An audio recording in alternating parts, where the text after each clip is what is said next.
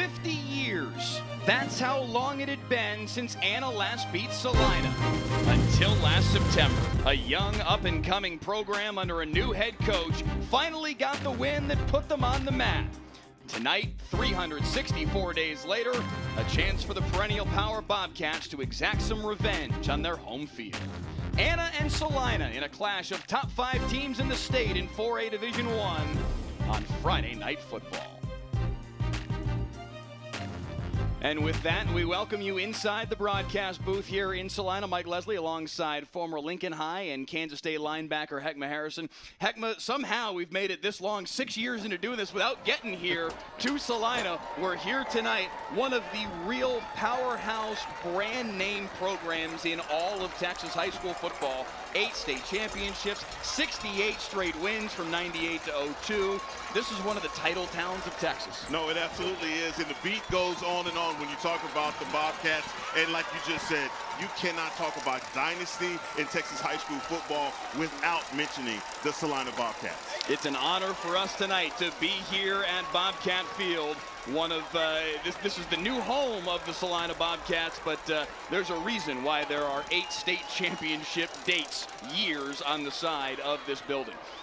Anna, though, is the team that is the favorite in this football game tonight after they won twice last year against the Celina Bobcats. Let's take you back to the 2022 high school football season and this 95-yard touchdown catch and run from Evan Bullock to Jacob Emmers that put Anna ahead for good.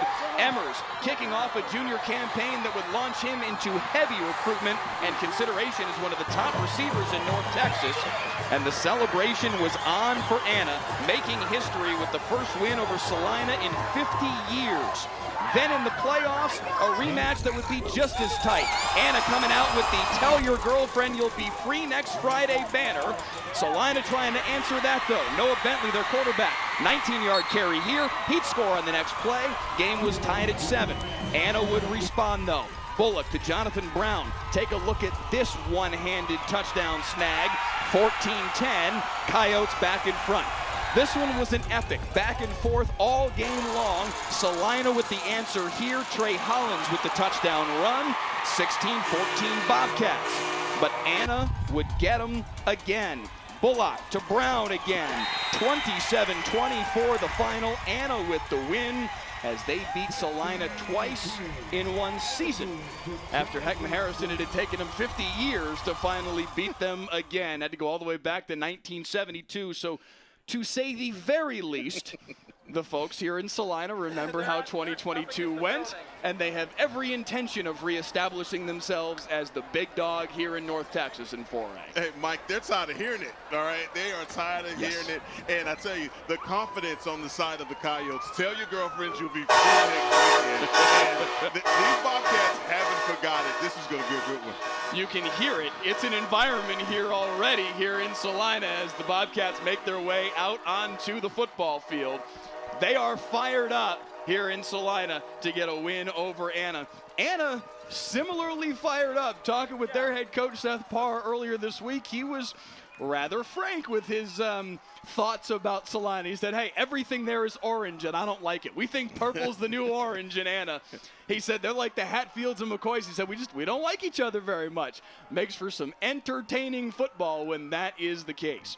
Let's get to our players to watch for tonight. First for the Anna Coyotes, their sophomore quarterback, Zyondre Williams, Heckma Harrison, had the unenviable task of replacing Evan Bullock as the starting quarterback, but has he ever done a fine job of it so far? When we talked with Coach Seth Parr, he talked about his athlete that he has in Zyondre Williams, and I laughed with him, and I said, look, man, you had a guy underneath your roof while everyone was kind of feeling sad for you while graduating all those seniors. You knew what you had in this super sophomore. Everything starts, ends, and begins with this guy. He is so sensational. He is going to set this field on fire. He is a stat sheet freak, okay? So at the end of the night, I will tell you that number 8 will have his imprint on this game. Meanwhile, for Celina, it's another sophomore. Their running back, Logan Gutierrez, a really talented young man who has lit up the stat sheet over the course of these first 3 games of the season.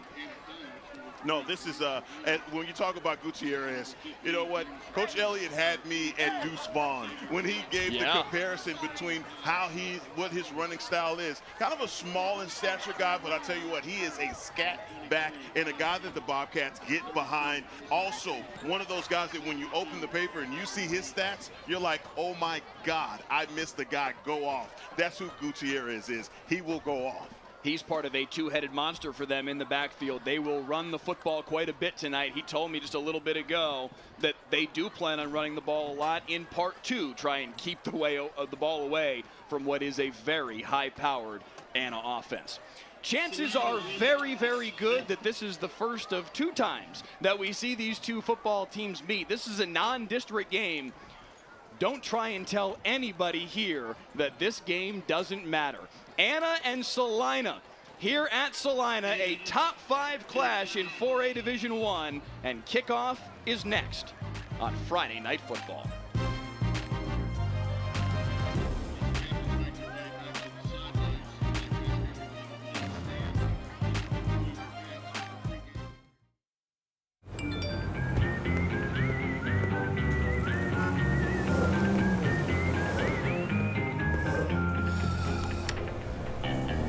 Thanks, Delkus.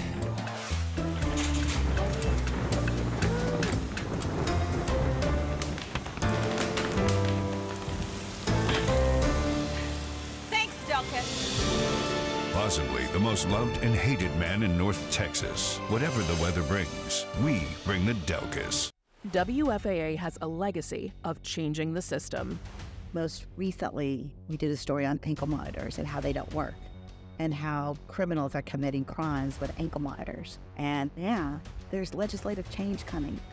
Our 2-year investigation caught the attention of state representatives. Now, it's a crime to cut off ankle monitors. I want people to see things that we need to hold people accountable for. Right now in Terrell and in Dallas, your heat index is 107. Everyone in McKinney is dead. It's hot in McKinney. We'll fix that probably. Possibly the most loved and hated man in North Texas. Whatever the weather brings, we bring the Delkus. WFAA Sports. To us, it's about so much more than a highlight, wins or losses. It's the heart that makes up the game, the triumph of human spirit, its agony and victory, diehards and day ones. It can divide or unify communities. We give you the stats, but inspire you with the stories, the unpredictable, unforgettable, and incomparable. We bring it to you all because sports lives in all of us. Discover WFAA Plus, a live 24-hour stream of WFAA news and exclusive digital content, all completely free. Now available on Apple TV, Roku, and Fire TV. Download WFAA Plus today.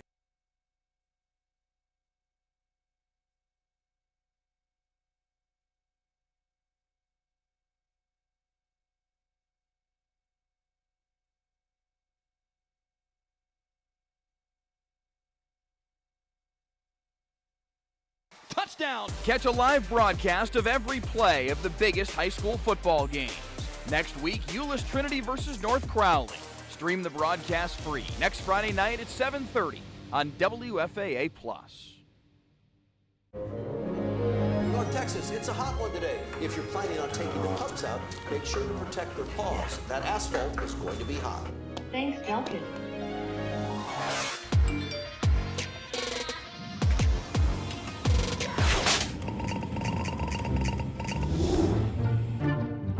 Thanks, Delkus. Possibly the most loved and hated man in North Texas. Whatever the weather brings, we bring the Delkus. WFAA has a legacy of changing the system. Most recently, we did a story on ankle monitors and how they don't work, and how criminals are committing crimes with ankle monitors. And yeah, there's legislative change coming. Our 2-year investigation caught the attention of state representatives. Now, it's a crime to cut off ankle monitors. I want people to see things that we need to hold people accountable for.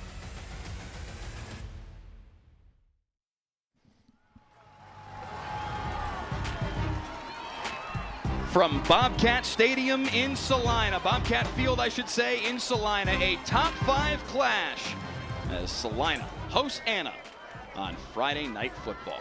Salina won the toss and will defer, so it will be Anna football first, led by their head coach Seth Parr in his 3rd year as the Anna head coach. Spent 7 years at Lubbock Coronado, 7 years at Amarillo Caprock before coming here to Anna to establish what has become very quickly a very strong program. For Salina, Bill Elliott, his 12th year as the Salina head coach, also for a long time a member of the staffs of G.A. Moore and Butch Ford.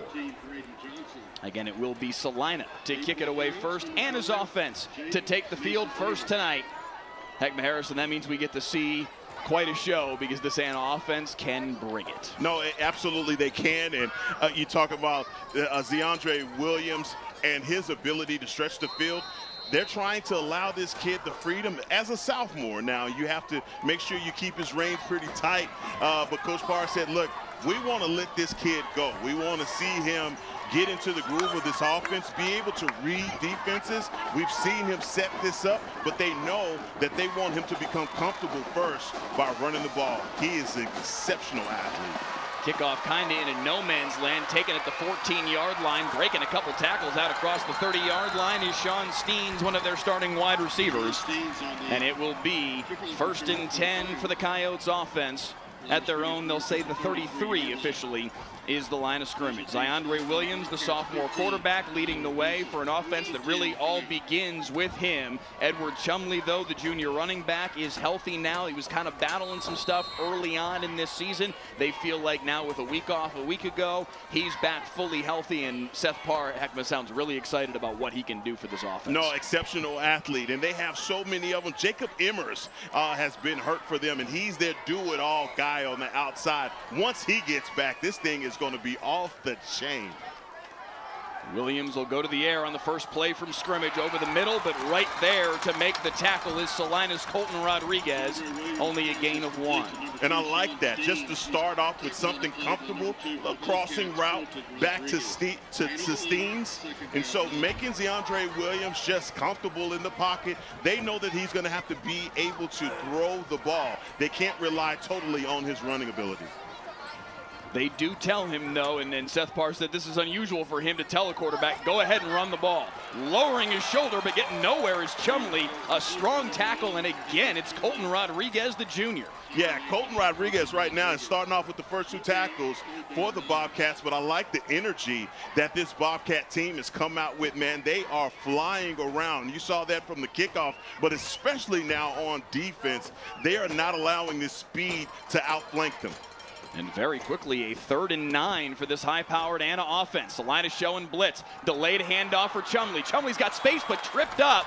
A good shoestring tackle on the far side there. Cooper Farrow got just enough of him, and it's 4th down. Boy, Cooper Farrow might have saved not only a 1st down, but a big gain right there. That is the definition of a shoestring tackle. I think Farrow was there. I think Andrew Helbing was there as well. Maybe caught a piece of him as well. And it's 4th and 7 on, as you said, could have been not just a 1st down, but there was a lot of green grass there for Chumley. But Helbing able to take him down. So Anna forced to punt on their first possession of the football game. A line drive kick. Fielded and fallen upon at the 23-yard line by Salina's Jamison Driver. And out comes the Bobcats offense. But Heckma, one of the big questions, there is a flag on the play. One of the big questions coming into tonight was, can this Salina defense get a stop? They've at least got the 1. You know, the thing about it is people questioning a Salina defense.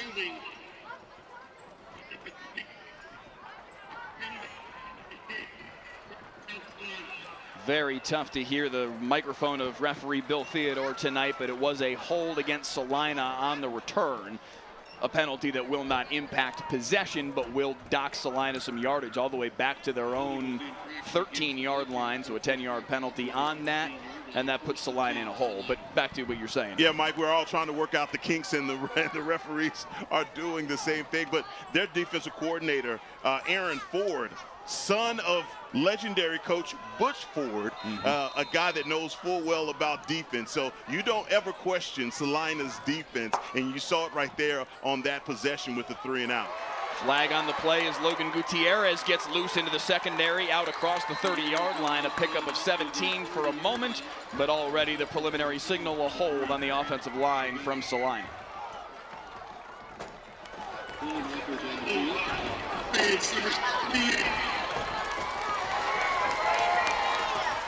So holds on back-to-back plays against this Celina offense, or I should say special teams and offense.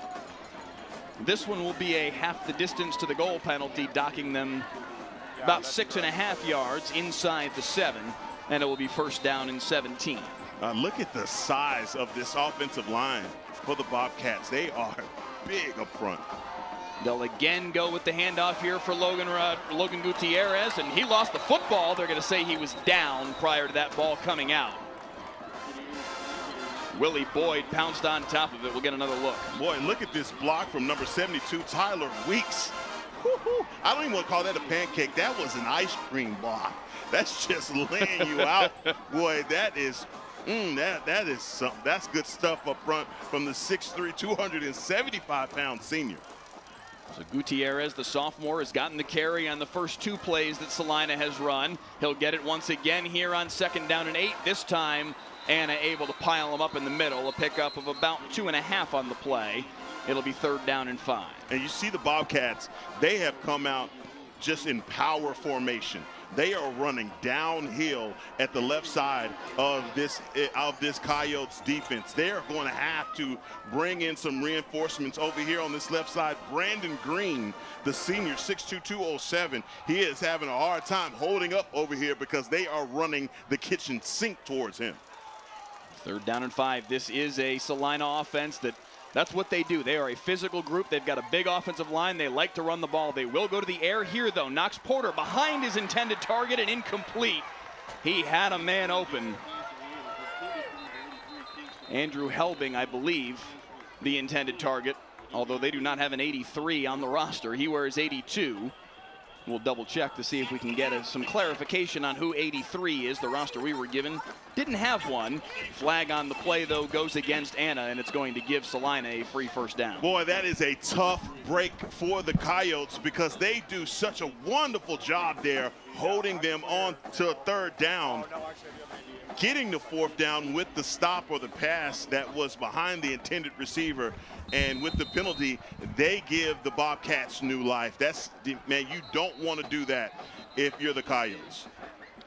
Kingston Hangartner wearing 83 today for Celina.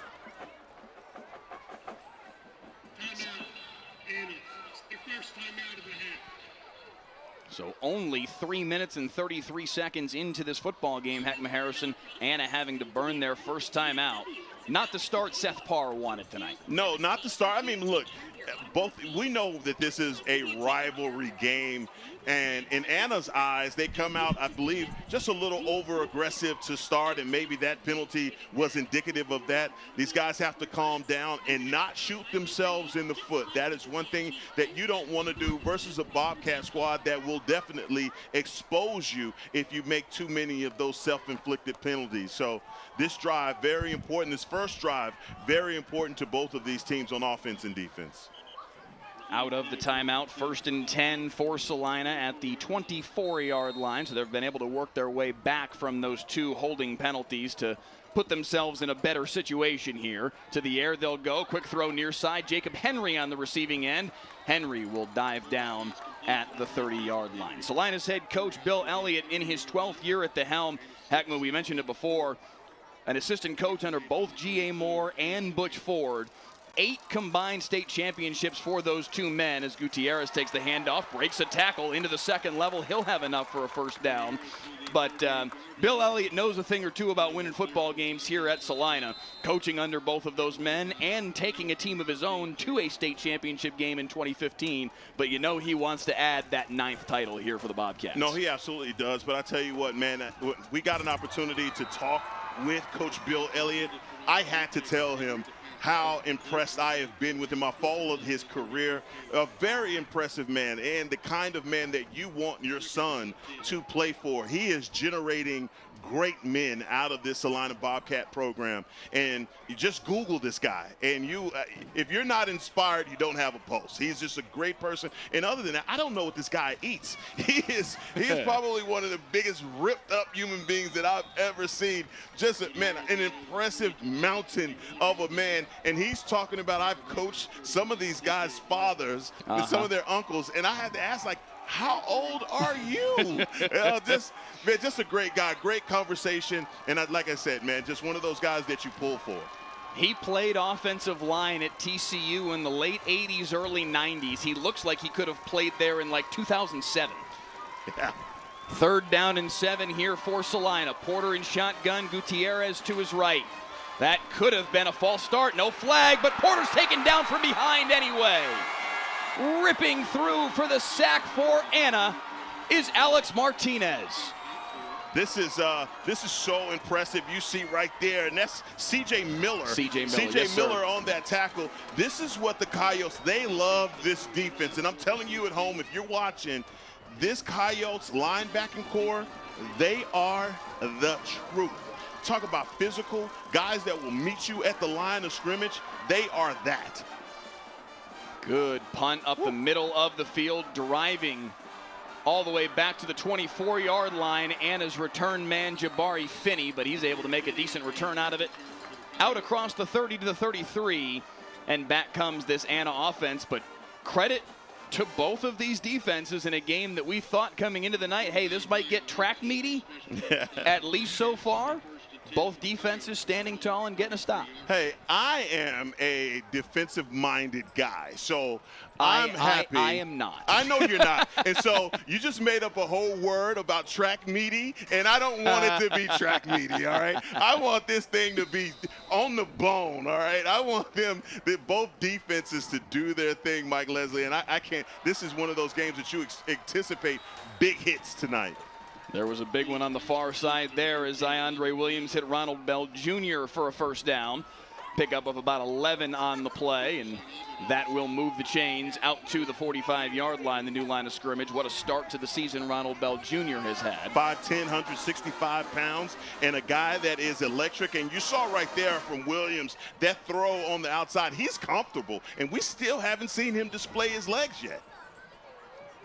He's going to keep it himself on this one. Fooled half the Salina defense and picks up 13 on the carry. Another first down, and the first time Anna has made their way into Bobcat territory. And he fooled me too. And on an RPO quarterback keeper, you got to be watching this guy. And I don't know if I'm looking for the spy from the Bobcats, but you have to spy number 8. You can't allow him to get on the outside like that. You have to have one guy always paying attention to number 8. Over the middle, somehow Sean Steens made that catch in traffic. Could have been picked off. But Steens comes down with it. You know, Coach Parr is going to have to live with this decision-making from his young quarterback, but that's one of those throws that you just close your eyes if you're the offensive coach, because you know that could easily be taken to the house. The Anna coaching staff up in their box going, no. Okay, first down. All right, sounds good. Sounds good. Good. In fact, 2nd and 1, 9 yards on the play, but you get the point. To the air again for Williams. That ball busts loose, but that's going to be incomplete. They were looking for Chumley, but quickly on the scene was Jamison Driver, and it's 3rd and 1. Yeah, this defense, though, has really been solid. Other than allowing for Williams to escape out the back door, they've been really tight. And really just limiting the space for the Coyotes offense. So as you saw right there from the hit on Jamison Driver with the hit, this is going to be a physical contest on both ends. 3rd down and 1 now here. They've got to get to the 32 for a first down. Motion man is Bell. They'll fake the toss to him over the middle, well too deep. Flag on the play on the near sideline at the 27. I think it's going to be ineligible man downfield. It is. Interesting decision here for Bill Elliott. Do you want 4th and 1 or do you want 3rd and longer? It's kind of no man's land. You'd figure that Anna would go for it.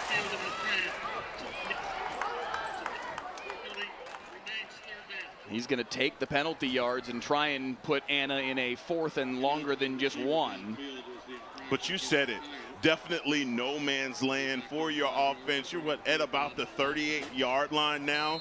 So this is a 3rd and 7. Too long for a kick for a field goal and, or a punt.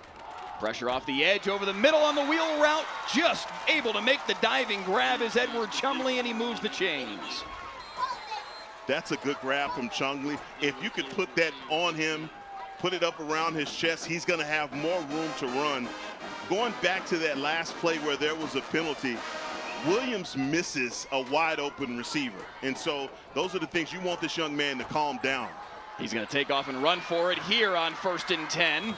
Dragged down by the knee, but not before he picks up 6 on the play. This is where the magic happens with him, though, Mike. As you see right there, he has great vision. And just this defense, they tighten up when they see number 8 coming out of that backfield, because they know he is always 1 or 2 away from taking it to the house. 2nd down and 4. They've got to get right to the 20 to pick up a 1st down. Kind of a delay screen on the far side. Bell on the catch, and he'll have the 1st down. Inside the red zone goes this Anna offense. And a fresh 1st and 10. Let us know in the YouTube live chat where you're tuning in from tonight. And if you've got a favorite player on either one of these two teams, who are you tuning in to see? If you got a grandson, a nephew, perhaps a member of the band that you're looking forward to seeing on the halftime show in a little bit, let us know who you're tuning in to see tonight. On 1st and 10 from the 15, Williams to the air, single coverage, open, right over the shoulder for the catch for the touchdown. Brett Poole on the receiving end, and Anna strikes first. What a beautiful throw from Williams in the corner. Man, put it right where his receiver could get it over the shoulder from the quarterback that's known for his feet, coming out here showing you that he also has an arm. Zyondre Williams with his 8th touchdown pass of the season. The extra point up and through, and it's a 7-0 start for the Anna Coyotes. First win in 50 years over Salina 364 days ago. They strike first tonight here in Bobcat country. You're watching Friday Night Football.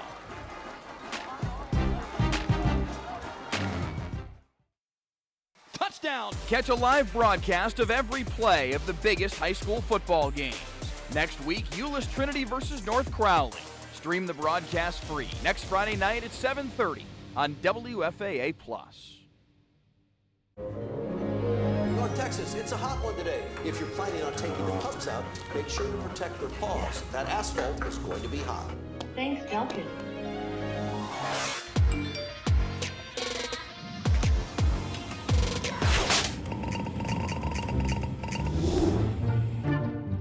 Thanks, Delkus. Possibly the most loved and hated man in North Texas. Whatever the weather brings, we bring the Delkus. Stay tuned for the Friday Night Football halftime show sponsored by Golden Chick. Golden Chick is the perfect post-game destination. Come in and see why. We say it's one taste and you're golden at Golden Chick. It will be the Anna Coyote Band under the direction of Justin Wallace, the Celina Band under the direction of John Weddle on the halftime show. Short kickoff here taken from the 14-yard line, running room up the middle out across the 25 to the 26. And that's where Salina will get back to work. The return there in the hands of Jacob Henry. And back comes Knox Porter and this Salina offense. You mentioned the Anna defense, the success that we've seen from them even just early on tonight, and certainly 2 weeks ago in their last game against Aubrey when they pitched a shutout. Efrain Ramos, their defensive coordinator, when we were talking with Seth Parr earlier this week, he said, hey, we're going to be the first air raid offense to win it on defense. They got 10 of their 11 starters or seniors. They're fired up about what they have on the defensive side of the ball, too. That was really a one-liner. When he said that, I couldn't help but laugh, but he was so serious about his defense. He knows that no matter what, they can get behind this Coyotes defense. Up front, they are so physical, but it is the linebacking core. When we talked to him about his linebackers, he was like, look, these guys set the tone. They set the tone in practice, and everybody knows when they go out there with this group, they have to raise their level of play. Grayson Stewart, C.J. Miller, these guys are the truth in the middle of that field. Harrison Williams gets the carry this time, but right into the pile and shoved back. That is going to draw a flag. That was just a step and a half more than it needed to be, and that's going to give Salina a free 15 yards, Heckma. Yeah, and I'm sure for Coach Parr, he is going to go crazy. I talked about them setting the tone. It's their linebackers, number 42, Abram Greer, and also Brandon Green. It's these guys all across the front. They are so stout on defense, and again, you go back to the self-inflicted wounds. It's the offensive lineman down, the illegal man downfield. It's things like this that you just can't do. You can't allow for life to be breathed into this Bobcats offense here at home. So 1st and 10 at the 44 now after the penalty. Right up the gut, and a lot of running room into the secondary here for Harrison Williams, still dragging tacklers to the 31. Life and then some. Yeah, that's it right there. And we talked about Logan Gutierrez, but like you said, this is a two-headed monster of a running back backfield. And you see that there from Harrison Williams. Salina back to the line of scrimmage quickly, but now Knox Porter, their quarterback, looking to the sideline for the play. Harrison Williams in the sidecar to the right, and Williams will get the handoff off a bobbled snap, but he was able to secure it. Just a yard on the play. A couple comments in our YouTube feed. Michael Hall, a regular viewer, says what's up to Heckma and myself. Says he's at Cedar Hill Waxahachie tonight at Longhorn Stadium. Texas Mexican 74 says that they're rooting for Celina, watching their nephew Logan Gutierrez, a young man we've talked about quite a bit already tonight. John Lasker says watching from Burleson. We'll be in Burleson in not too long a time. We've got the Burleson Centennial Alito game later this season, October 13th. Handoff right up the middle. Again, it's Williams with the carry. He's going to be just a couple yards shy of a first down. Bruce Greer says he's watching from Midland, Texas. Callum G says, let's go Anna, watching number 8. That's their quarterback, Zyondre Williams. Jewel Cooper looking forward to the Coyettes dance during halftime. We will show that performance at halftime as well. Mark Newport watching from Tyler, Texas tonight, says go Coyotes. 3rd down and 2. The handoff here for Gutierrez, picking his way into the secondary and pushing the pile. Who cares if he's 5'9", $170? Pushing forward, another first down for Salina, and they're into the red zone. And he runs a lot bigger than a guy that's 5'9", 170 pounds. You see him get behind his pads and push that pile down the field. Again to Gutierrez, but this time hog-tied from behind. Knifing through to make the play for Anna. Looks like it was Abram Greer who made the play. Yeah, and you see that linebacking core. They have to play fast up against this big Bobcats offensive line. They can't sit back and anticipate, and you see how fast the Bobcats get up to the line of scrimmage. That tempo will tire out your defense.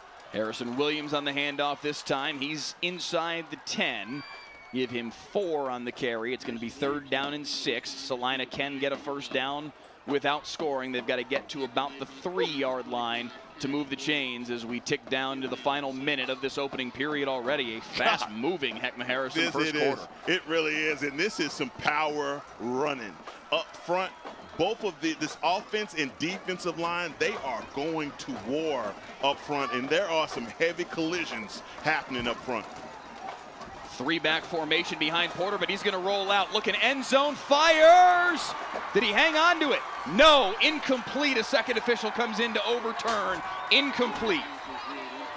Oh, Jacob Henry, look at this play. It looked like he got his hands underneath that ball. That looks like a catch to me. Oh, wow.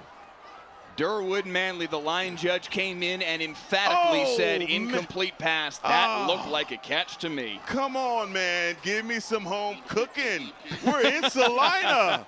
What are you doing? One more look at it. Oh, that's beautiful. Yes, the ball hit the ground, but he had possession of it. That looks like a catch. Oh. Again, no review in Texas high school football until we get to the state championship games. The 12 state title games that are played at AT&T Stadium, there is the requisite technology and infrastructure in place to support replay.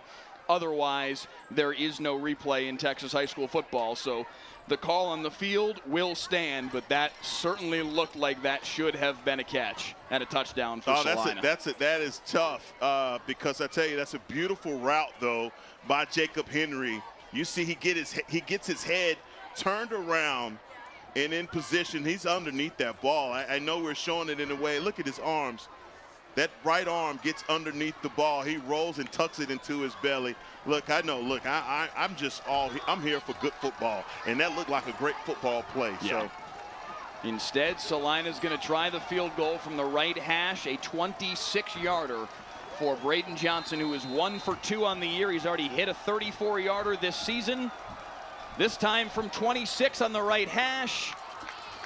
And he splits the uprights. That one had leg from quite a bit farther. Wow.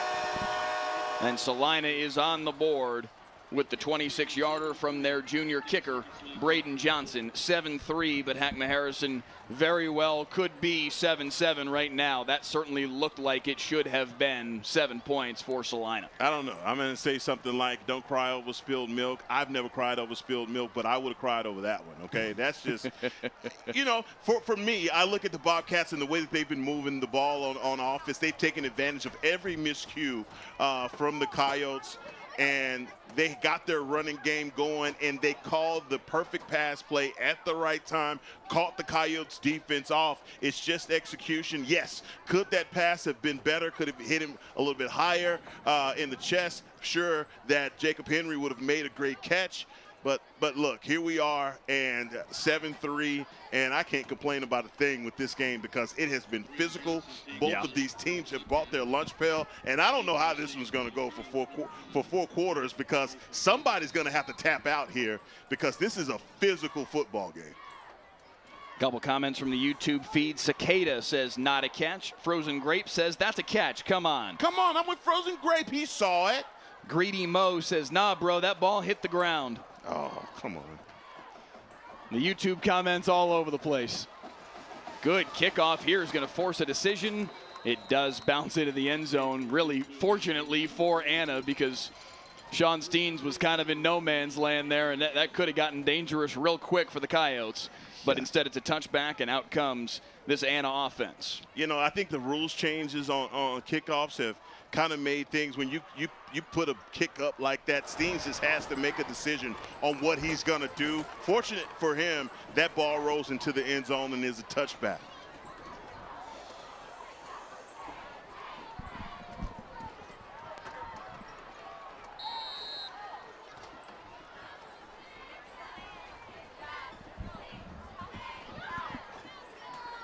.15 seconds left in the period.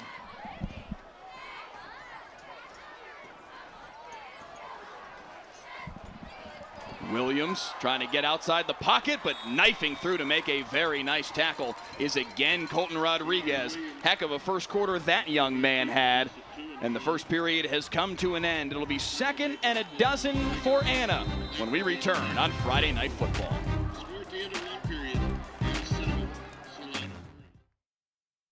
WFAA has a legacy of changing the system. Most recently, we did a story on ankle monitors and how they don't work, and how criminals are committing crimes with ankle monitors. And yeah, there's legislative change coming. Our 2-year investigation caught the attention of state representatives. Now, it's a crime to cut off ankle monitors. I want people to see things that we need to hold people accountable for.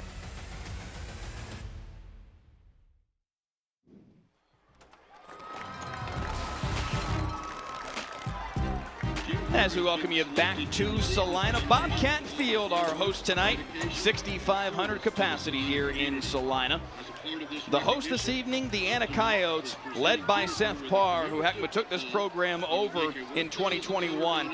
In the 11 years prior to his arrival, 48-68, the record for this program. But very quickly, he has turned this thing around. 7-3 in his first year, 13-1 in a trip all the way to the regional final a year ago, and a 2-0 start to this season as well. 22 wins in 26 games.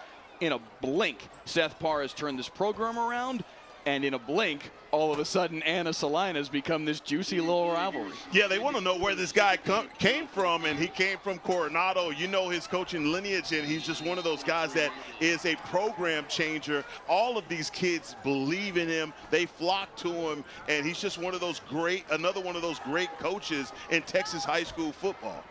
Try and set up the tunnel screen on the near side here for Steens on second, and it doesn't. He is able to push the pile forward and make a nice play out of it. It's going to be 3rd down and 3. I'm going to call it 4. They have so much speed on the outside, Mike, with Steens. We've seen it with Bell. But, man, their best wide receiver isn't even on the field yet. So, yeah, that's just so scary. That's what's really scary about this Coyotes team. When Jacob Emmers comes back, man, watch out. 66 receptions, 1,180 yards a year ago, 16 touchdowns in their 14 games. He was tremendous coming off a foot injury. Edward Chumley on the carry here. Chumley across midfield and finally tripped up on the far side. Colton Rodriguez puts the run to an end, but not before Chumley gets into Bobcat territory. Oh, Chum is in the water, and the Coyotes are circling, okay?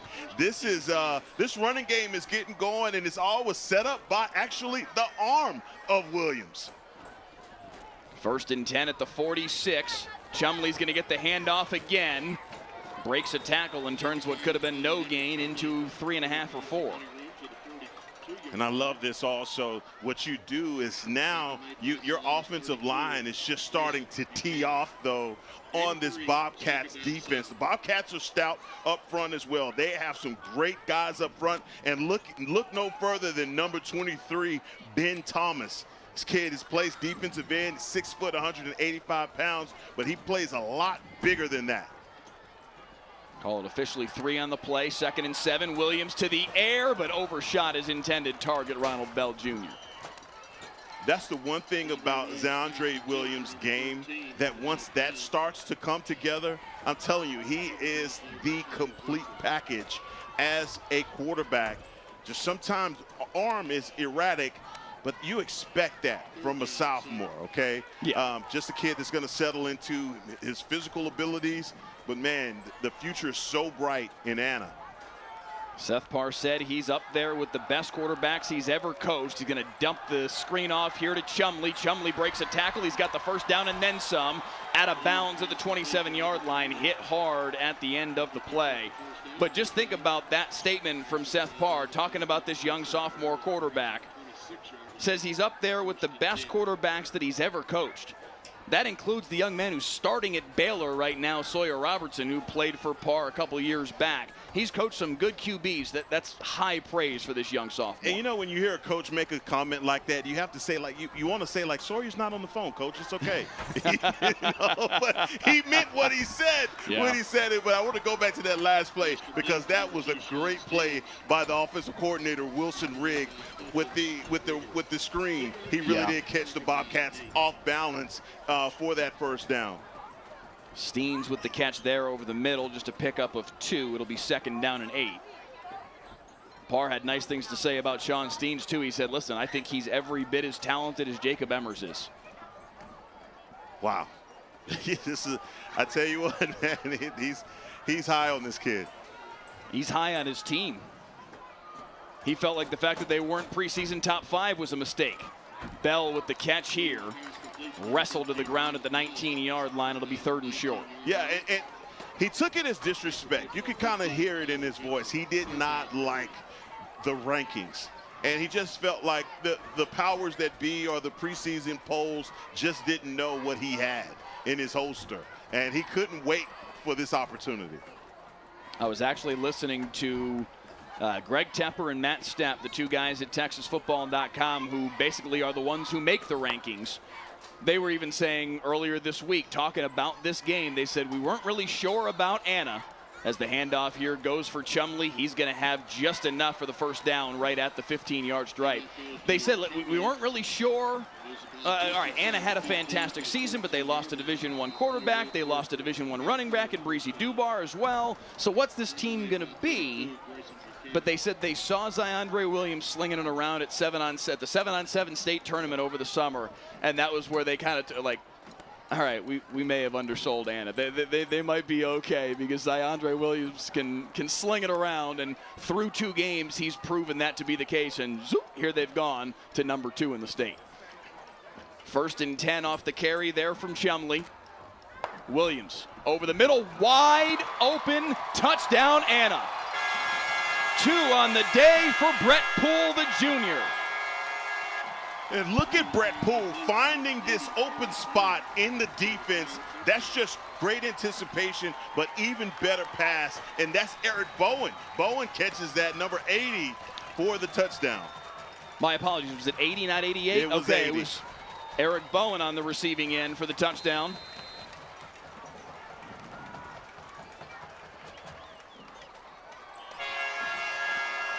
So far, got to give credit where credit is due to this Coyotes offense. You know when you came in that this Bobcats defense was going to be stout, going to be all over these guys, trying to confuse the young quarterback. He is so poised in the pocket and finding his receivers, and each time just making better decisions as this game has progressed. And, man, I could not be more impressed with this start by the Coyotes. This was the concern coming into this game, I think, for anybody in orange here in Salina, was this Anna offense can really put points up, and Salina, as good as they've been these first 3 weeks, certainly on the offensive side of the ball, they hung 77 on Bishop Lynch a couple weeks ago, but their defense has given up some points here early on the season. Gave up 41 in that game against Bishop Lynch, gave up 35 a week ago against Walnut Grove in a game that went to overtime. So they've given up some points here early on this season, and against this Anna offense that is so high octane, what was that going to look like? Salina's offense now put in a spot where they need to come up with an answer and give their defense a moment. They absolutely do, and that's why that last overruling on a touchdown was kind of vital for them, because they needed those points. They needed that touchdown instead of the field goal. They're in a position right now where they have to answer. Up the sideline, a good start to that answer for Bo Bentley, the sophomore. Their backup quarterback, but also a tremendous athlete. Makes a difference for them on the offensive and defensive sides of the ball. Gets back there in the kick return game as well. Brings this one all the way out to the 35. So good starting field position for Knox Porter and company as Celina on their home field now tries to find an answer. And this is a crowd. Talk about Friday Night Lights. This is it. You can see this stadium from miles away, and I'm telling you, there's a legacy around this stadium. Everyone, the little kids, they all want to be Bearcats, and man, this crowd is just electric and is amazing. Handoff here for Gutierrez, breaks a tackle. Gutierrez into the second level. Gutierrez into Anna territory, out of bounds at the 32. Logan Gutierrez is tough to bring down. Look at the vision right here. You cannot try to arm tackle this kid.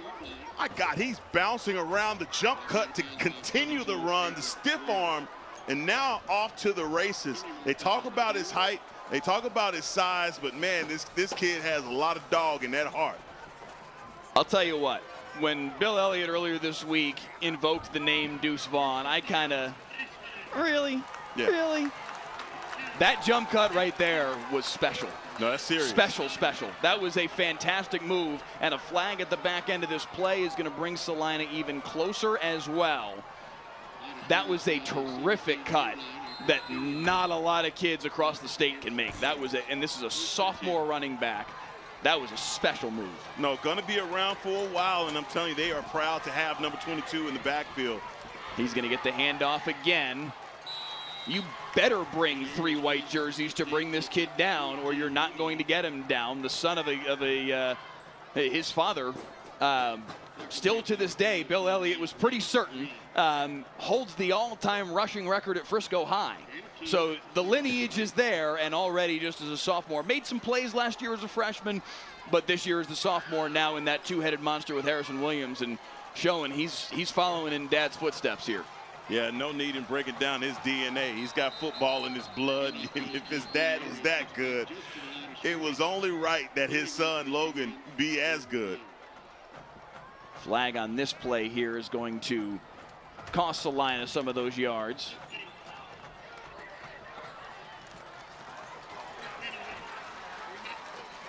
Hold on the Bobcats is going to be a 10-yard penalty. Brings it back to the 24-yard line. It'll be 2nd and 17 now.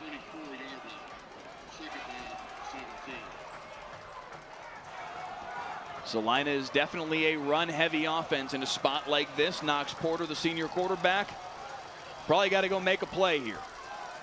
They've got to get to the 7-yard line for a first down. Porter to go to the air, looking up the right sideline, single coverage, overshot his man, incomplete. It's going to be 3rd and long. Oh, that's good coverage on the outside. I believe that's number 32, Kalen Brown, and he is just bodying the receiver. He knows where his strength is, and his strength is to the boundary. And you got to make sure you play your guy all the way. There's a wide receiver. You can't allow him to push you out of bounds. And so that's just knowing what coverage you're in and making sure you play to your strength. Logan Gutierrez, the son of Ricky Gutierrez, the gentleman we're talking about that holds that record still at Frisco High. 3rd and long. They're going to try and go to Gutierrez in space, and very well played by Anna. 2 defenders there to bottle him up, and then on came the reinforcements. No gain on the play. It's going to be 4th down and 17. Look at how fast this defense pursues. This is 1, 2, 3, 4, 5 hats, 6 hats, all to Gutierrez out in the flat, and this is a fast kid, and they can't allow him to get outside. And I understand what they're thinking as the offensive coordinator. You want to try and put this kid in space to see if he can make a move. So out of the hold of Luke Biagini, here comes Braden Johnson from the left hash from 42 yards, and it's blocked and picked up on the fly, and off to the races goes Anna's Jaden Mason Davis for the touchdown.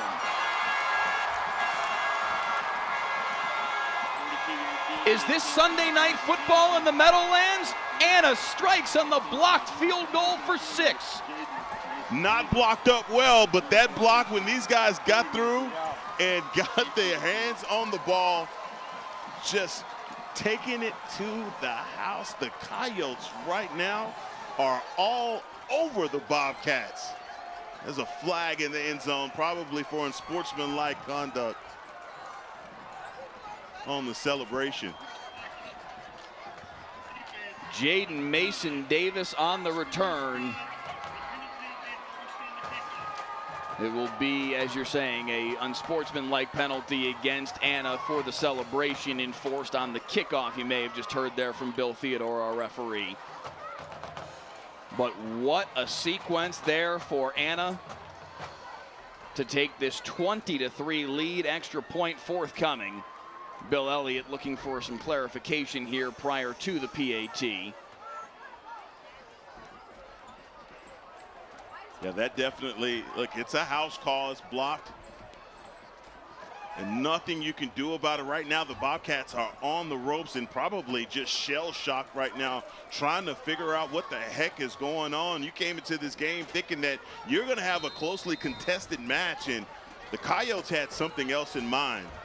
All we've been hearing is around here has been 50 years, 50 years, 50 years. And I tell you what, that's no good, but what is good are the Coyotes, and they have come out and they have opened up a can. Let's see if we can get one more look at the blocked field goal return for a touchdown. Jaden Mason Davis caught the ball on the fly and took off on the run. let me clarify with our crew. Do we not have the beginning of the play? Okay, let me see if I can blink back on the on our YouTube feed and see if we can spy who it was who got the block, because that deserves just as much credit as Jaden Mason Davis's return here. I believe it came from the left side, was where the pressure was. Yes, it was off the left side of the Anna field goal block team. I think it may have been Jabari Finney who got the block.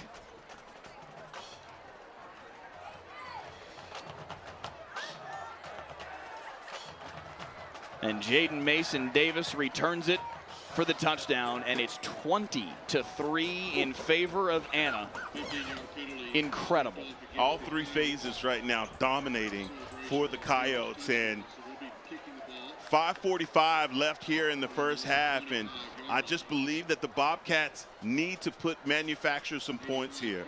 I know that they're going to make some adjustments once they get in for halftime, but right now they have got to find an answer. May have been a great decision because you believe in your field goal kicker that much, and know that he has the leg to kick that kind of field goal.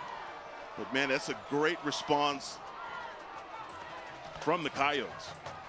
Bo Bentley from his own 22-yard line. He's got some running room, finds a crease across midfield. Bentley inside the 40. Bentley trying to answer right back. A flag behind the play is going to bring this back as Bo Bentley goes 78 yards for the touchdown, but a flag back here at the 50-yard line flew in. And it is all going to come back. That was the play Salina needed to get back in this football game, and it looks like it's going to be negated.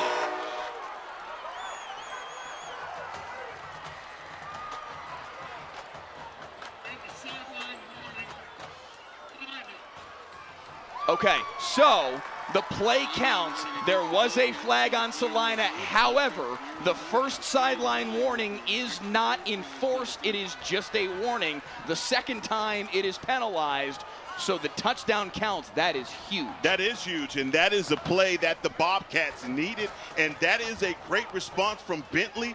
They set this up perfectly, and look at the convoy for Bentley as they block this up perfectly to get the touchdown for the Bobcats, and that's what the unsportsmanlike penalty does. It pushes you back, and it allows for that kickoff. To the probability of a kickoff going to the house goes up when you have an unsportsmanlike penalty in the end zone. So the PAT blocked as well. Another chance here for Anna. This time Salina able to pounce on it, but it's going to stay 20-9 instead of 20-10. Salina has got something wrong with their PAT field goal block unit, and Anna has found it and exploited it twice. That's tape. That is watching the tape and finding out. That's that's Bones Fossil. Somebody has been in the lab. They know your weaknesses. They know whether you're stepping down to the left or if a guy's has too wide of a base. But something's happening, like you said, on this side, partner. And right now the Coyotes are exposing it. Because both times it came from the left side of the Anna block, the right side of the Salina offensive line. Both times the penetration came from very possibly the same person. That's good old Jabari. He is having himself a special teams dream day with 2 blocks already. It's an amazing play right now from Anna. Obviously, the mistake on the unsportsmanlike, you cannot make that mistake.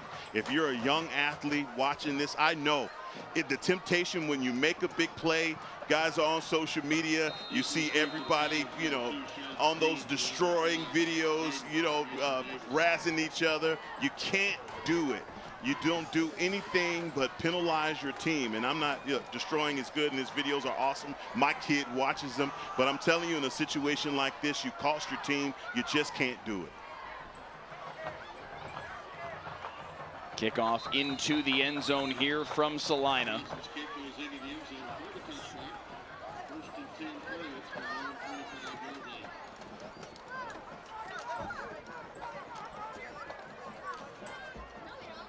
Man, what a first half. What time this game is flying by. Yes, it is. My God. A 7:30 start, and wow. This game is absolutely flying right now. But an action-packed first half. Anna did have the football to start this game, so Salina will have it to start the second half. Salina needs to get a stop, though. Good throw on the far side. Better move to pick up not just the first down, but a big chunk more. This time, I'm sure it was Brett Poole on the receiving end. Look at this throw on an out route. Yes, sir. That's what they call putting it in a bucket. And for DeAndre Williams to be able to do that, knowing that you have a linebacker underneath, if that throw is low, that linebacker is going to take it to the house. So a great job by your sophomore quarterback by putting that only where his wide receiver can get to it. Nice move in space by Sean Steens. Look at Sean Steens go inside the 30. Steens cutting back inside the 20 with a block out in front, and it's first down in the red zone for Anna. Okay, number 2, I see you. Look at him getting the party started. This is what they call yak. All right, yards after the catch. And man, this is Sean Steens is putting in work right now. This first half, he has made play after play for the Coyotes. And it sets up 1st and 10 at the 16-yard line. Nice work by Ronald Bell Jr. out in front, blocking for his fellow wide receiver. Now Williams, the sophomore, barking out signals, handoff Chumley up the middle, bangs his way into the pile, and give him 2 on the carry. And Chumley loses his hat on that play, has to go off for a play. But this Bobcats defense, they have been on the field for quite some time. Probably trying to figure out, man, where are all these plays coming from, as we have guys on the sideline with hats on giving signals. Okay, I like it. What's going on here? Seth Parr's got him coached up in every facet, man. That? 4 wides here for Williams, 2 to either side. Delay game. Parr's going to take his final timeout just prior to the penalty. So Anna out of timeouts here in this first half, but with a 20-9 lead and looking to add to it. Now probably just want to make sure that they have the perfect play called here down at the about the 19.5-yard line.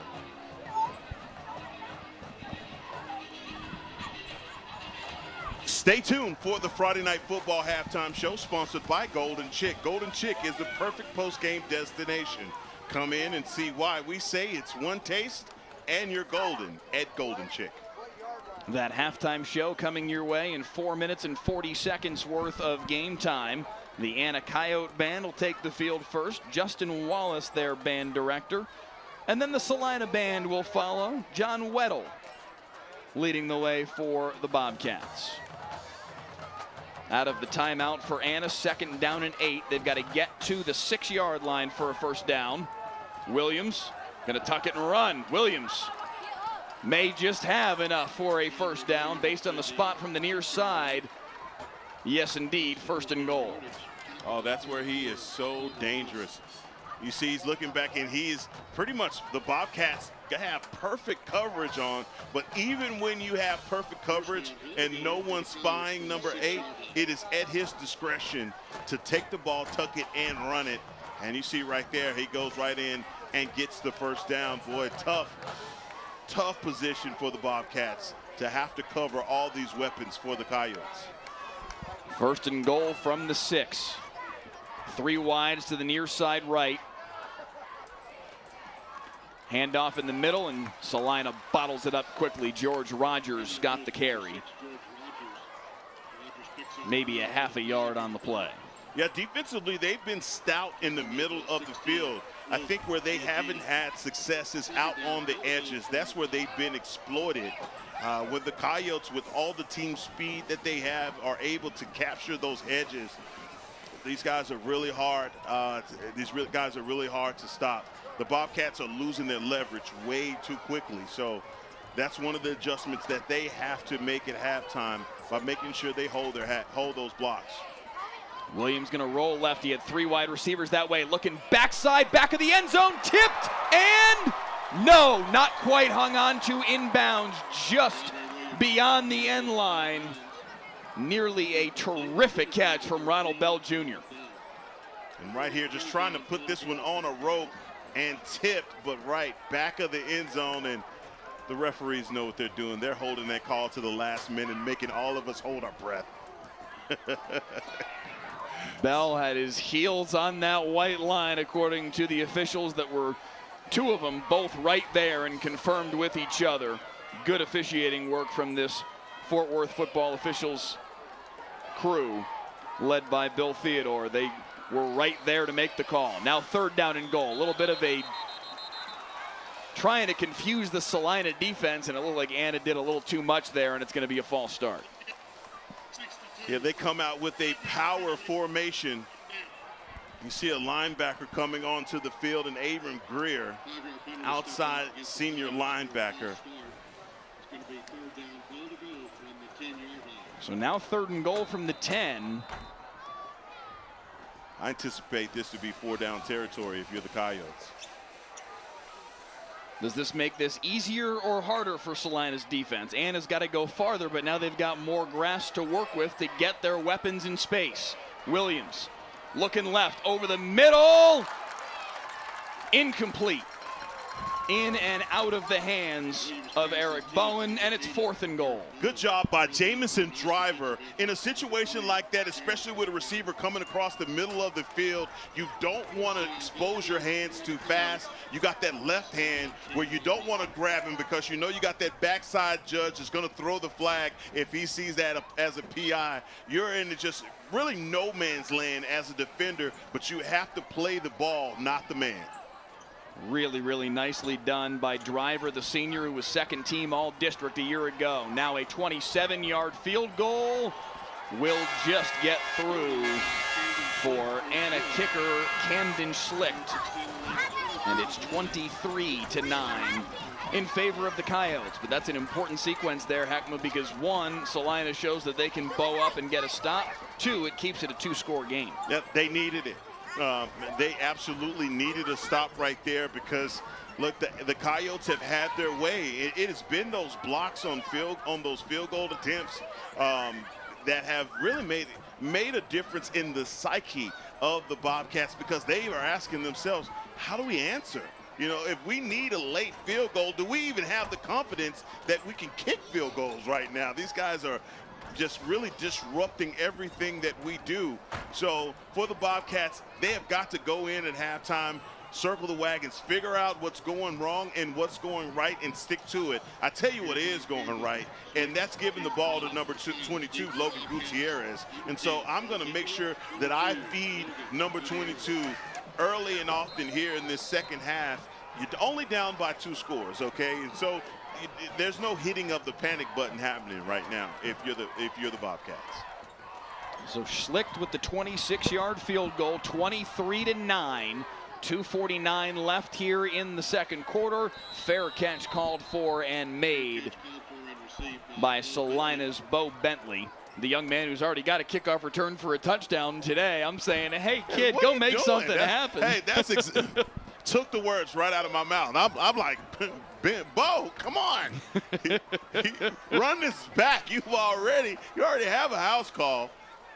But man, what an atmosphere. Over in the Anna side and over here on the Salina side, they have brought these 2 communities out. And Coach Seth Parr, when we talked to him, what did he say? He's, man, it's all about injecting belief into this Anna community, and they believe in this coach, and they see the product on the field paying off.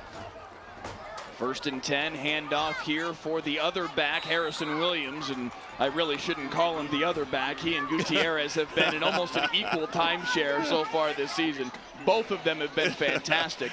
We talked about Gutierrez's line against Bishop Lynch. 26 carries, 254 rushing yards, 5 touchdowns, also had a reception for 39 yards and a 6th total touchdown. but Williams was right there with him. Williams gets hammered on this carry. Nicely done by C.J. Miller, the senior linebacker. But Williams in that game, 24 carries, 326 yards, and 3 touchdowns of his own. When you score 77, some guys are going to go off, and both Gutierrez and Williams did. They're both tremendous. Yeah, they really are, and kind of hard to choose between either one. When 22 is in the game, he just has that it about the way that he finishes his runs. Love that kid.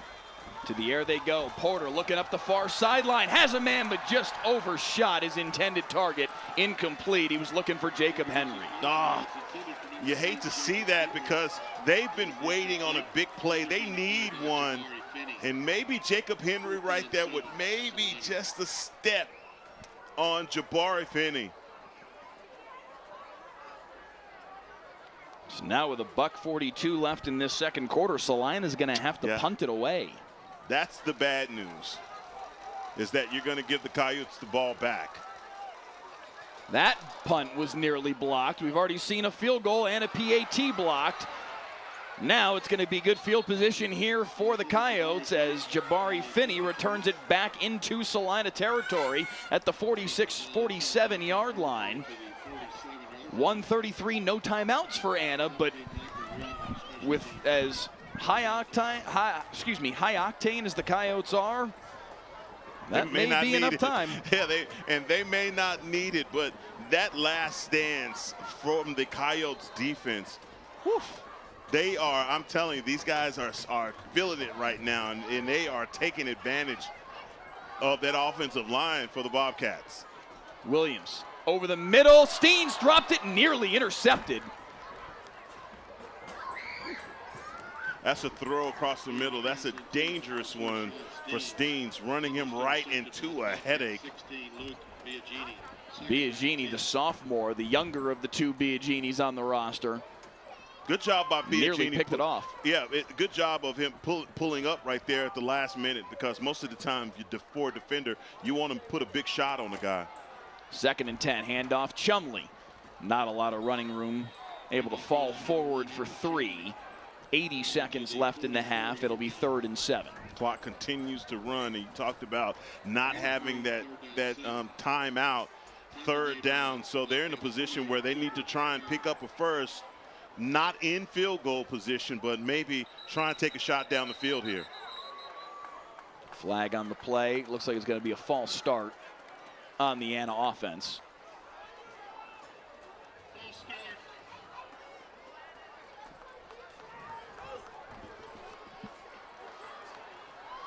Well, that changes everything that you were thinking before. So now you're in a situation where you're 3rd and 12. Maybe time to try and take a big strike up the field. They've got to get to the 37 over the middle. That ball was nearly intercepted, bounced off the back of a lineman. 46 seconds left in the half, and Anna's going to have to punt it away. Yeah, trying to set up the screen to Chumley. And for the Bobcats defense, you've got to read that. They've so many times now, the OC Wilson Rigg has caught this defense off guard with those screens, running it in behind them, just taking advantage of their aggressiveness as they go for it here on the 4th and 12. They're not punting. Okay. Over the middle, complete, but short of the line to gain. Can he drag tacklers to a first down? Yes, he can. Wow, how close is that? Sean Steens. Man, Steens probably makes the play of the game here, though, the first half. By picking up that first down yardage, it looked like it was going to be short from here, partner. Now they've got to hustle, down to 30 seconds left. Williams looking, dumps it off. Chumley, flag on the play, back behind the line of scrimmage in the area of a hold.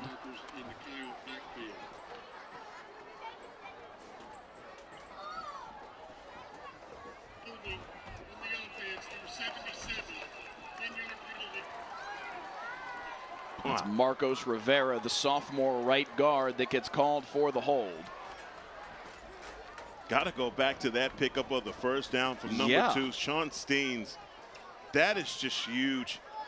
The guy, he hadn't scored, but man, he is just putting himself in position after every play after play, and that's just a great possession.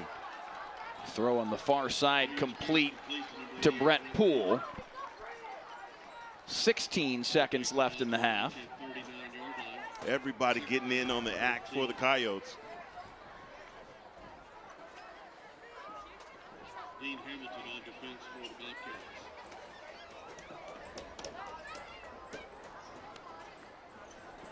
Second and 13. They've got to get to the 26 for a first down.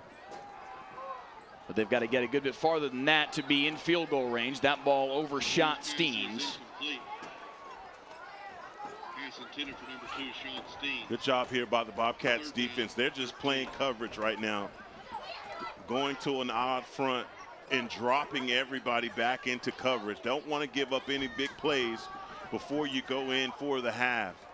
And still down by 2 scores. Man, you know that this Coyotes offense, they can strike quick. Third down and 13. Williams going to take off and run for it. Williams backtracking now, cutting back, taken down. 2 seconds, 1, that will end the half. Salina does not elect to use one of their 3 timeouts here in the opening half, and that's how the first 24 minutes come to an end. 23-9, the Anna Coyotes, 2 wins over Salina a year ago. Those games happened in Anna and on a neutral field. You know the Coyotes wanted to come into Salina and keep the win streak going. Off to a good start so far here on Friday Night Football.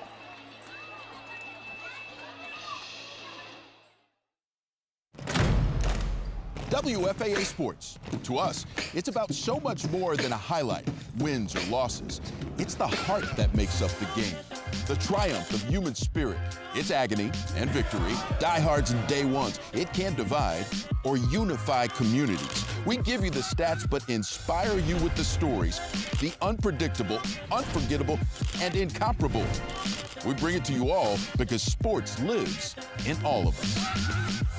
Discover WFAA Plus, a live 24-hour stream of WFAA news and exclusive digital content, all completely free. Now available on Apple TV, Roku, and Fire TV. Download WFAA Plus today. And now, the Friday Night Football halftime show, sponsored by Golden Chick. And first up on the Friday Night Football halftime show, the Anna Coyote Band, under the direction of Justin Wallace. We hope you enjoy the show.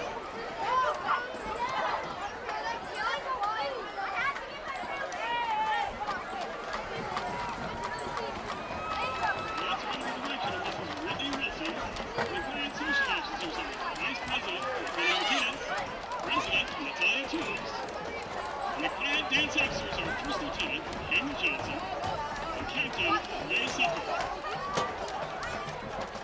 Player of the week is Natalie Kaiser and the Salina Bobcats.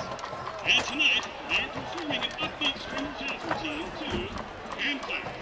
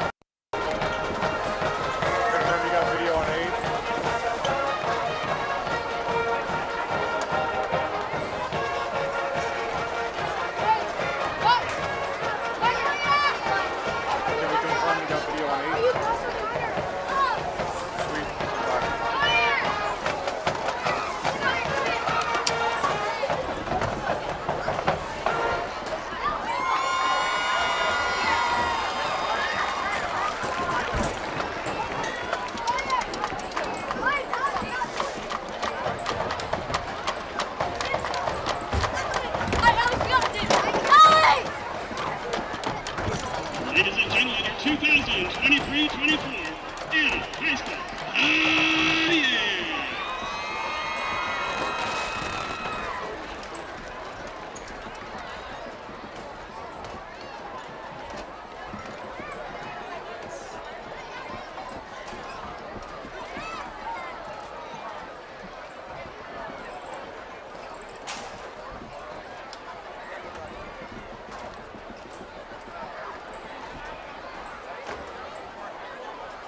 And now again, good evening, ladies and gentlemen. Anna High School is proud to present the defending state silver medal award winning Anna High Marching Band.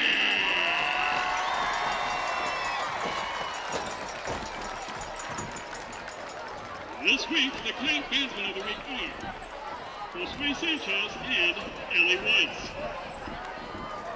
This week's section of the week is the tubas. Tonight for your halftime entertainment, the Clown Marching Band will perform Part 1, 2, and 3 of their 2023 UIL competition show entitled Imaginarium.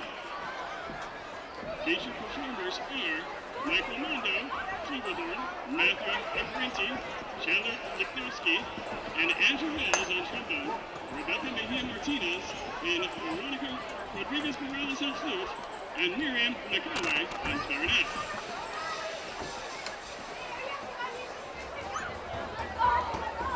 Ladies and gentlemen, under the field direction of assistant drum major, coming in at 6'6", Nathan Carpenter, Leah Haslett, Veronica Rodriguez, and head drum major, Miriam McAlway. Please put your hands together for your defending conference 4A State Silver Medal Award winning Anna High Marching Band.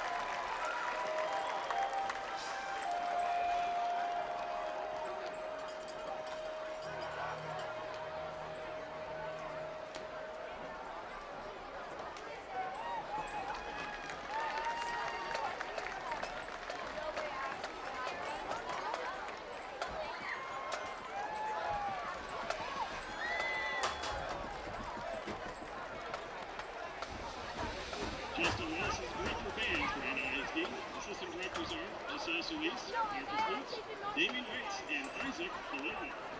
The Kyle Marching Band would like to thank the vast collective of amazing people that contribute to our production each year, from students to parents to teachers to administrators and school board members.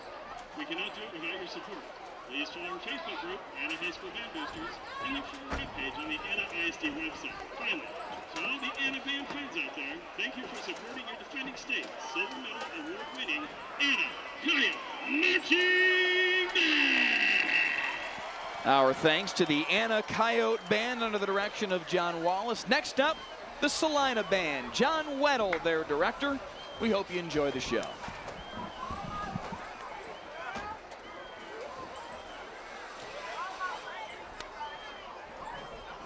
Good evening. We are excited and proud to introduce the 2023-2024 Salina High School Las Gatitas. The Las Gatitas are under the direction of Director Mary Spencer.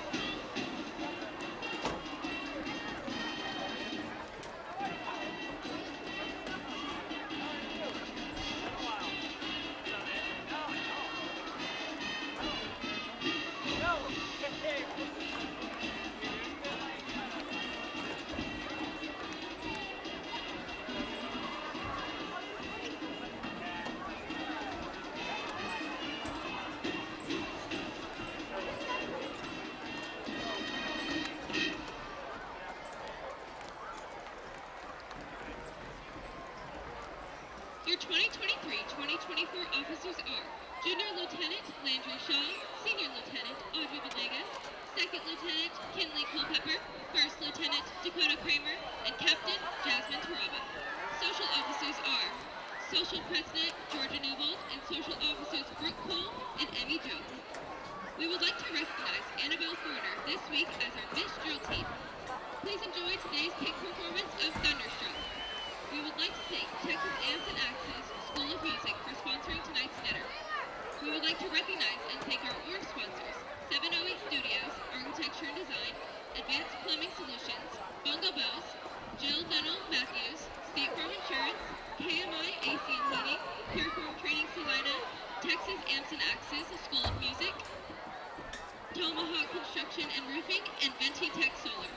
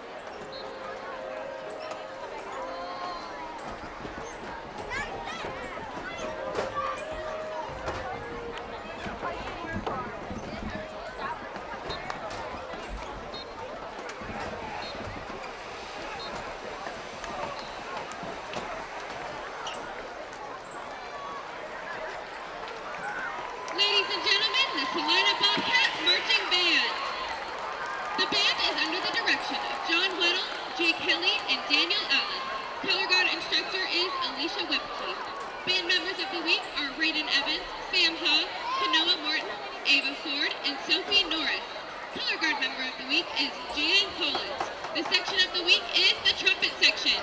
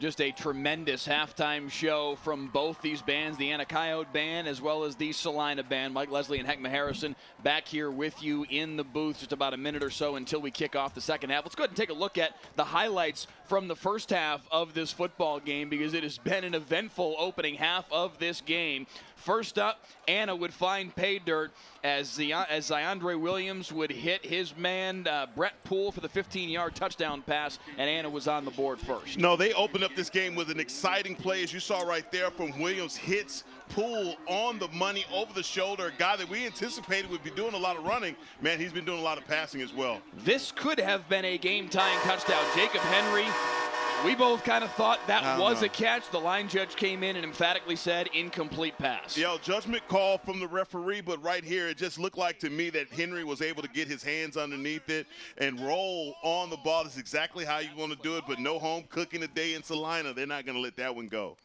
And Anna would be able to capitalize on that early on in the second quarter. Again, it's Williams, this time to Eric Bowen over the middle, banging his way into the end zone, and a 14-3 Anna lead. And you saw Zyandre Williams. He just calmed down there around the end of the first, beginning of the second quarter. He started dotting up receivers, and that's a great throw to Bowen.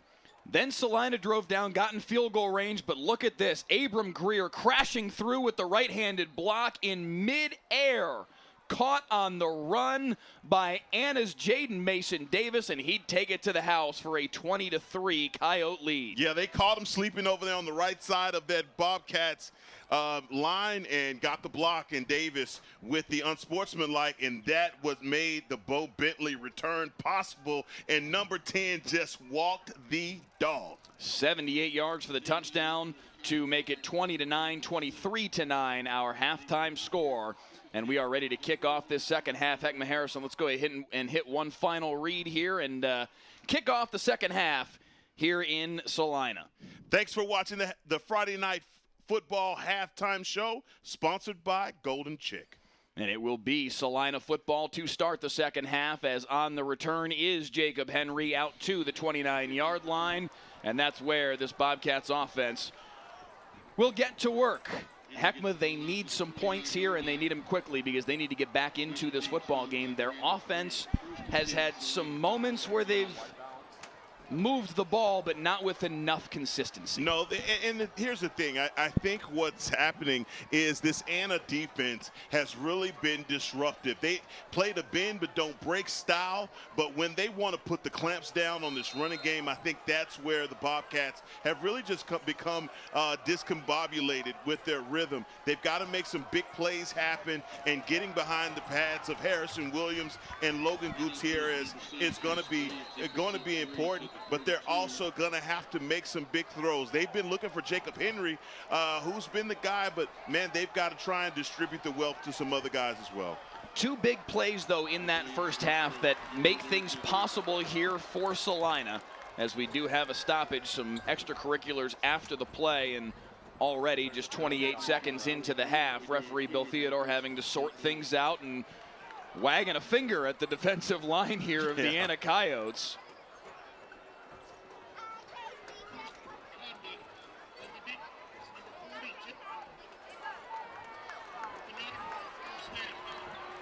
Abram Greer, the young man who had the blocked field goal in the first half, gets hit with the unsportsmanlike penalty, and you can see right after the play some Celina offensive linemen pointing in that direction, saying that one's going to go a little further downfield. And sure enough, Greer gets tagged with the penalty, and it's 1st and 10 for Celina at the 48.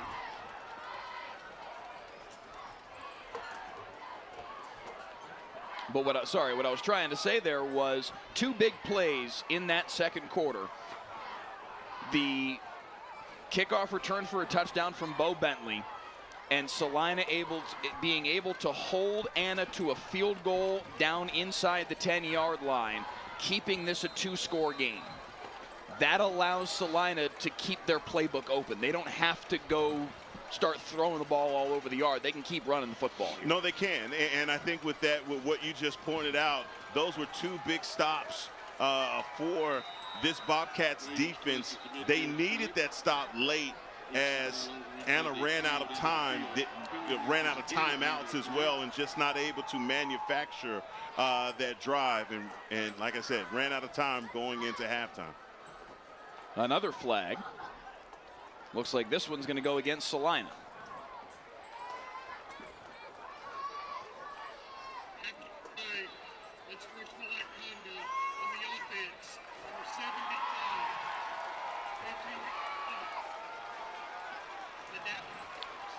So that one is going to go against Zayden Demas, the junior right guard from Celina. They are not actually offsetting penalties. It works out similarly, but really for Celina, it's worse because they get all that penalty yardage, but then they give it back and now find themselves in 2nd and 23. And you know Coach Bill Elliott does not like that, especially a guy that former offensive lineman. He knows all well that these guys up front can't be the reason that their team loses. Porter pressured, heaves downfield, single coverage, dropped it in the bucket. What a catch on the run inside the 30. Hauled in by Colton Rodriguez. Man, Colton Rodriguez does more than hit people on defense. He also catches the ball. This is a guy earlier that was all over the field. I thought they had two number 2s. No, that's Colton Rodriguez out there making things happen on offense. Handoff up the middle as Celina's going to work quickly now. Harrison Williams still pushing the pile, still driving forward. Give him 9 on the carry. And suddenly the Bobcats have some life here. Yeah, this is the kind of momentum that these guys need. They have got to come out and punch Anna in, not literally, but punch Anna in the mouth physically. Yeah, we've had a couple of unsportsmanlike penalties, so I don't want to recommend that. But what I'm saying is they've got to match this physicality up front. Harrison Williams with lots of space inside the 10. Good blocking up front, and it's 1st and goal, Celina. Oh, come on, ref. I'm going to need you to not just hold your hands up here. Get out of the way. Harrison needs to make that move back outside on the hash marks, and this is a good drive right now for the Bobcats as they immediately get right back to the line of scrimmage. Chris Thameson saying, please don't hit me. Handoff Williams again. Bottled up. Maybe a gain of a yard before canceled out by 3 white jerseys. In that first half, I could not be more impressed with number 35, C.J. Miller. This guy's 6 foot, 220 pounds, and he just looks the part of a linebacker. That guy in the middle, you make sure you circle number 35. He's pretty much in on every tackle. End zone shot. There will be a flag on that one as Andrew Helbing got tangled up with the defender. Got to give some credit here. The Bobcats have come out and they are attacking. And it came with pressure on that play too. Immediately Knox Porter had a defender in his face. But the penalty is going to set Celina up.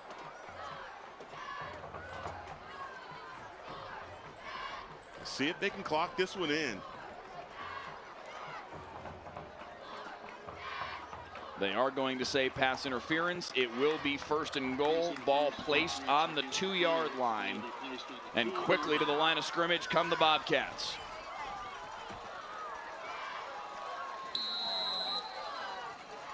Handoff Gutierrez.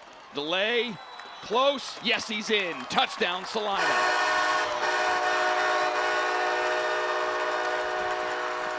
That's the score that you need for Logan Gutierrez. You were talking about it earlier when we came out of half.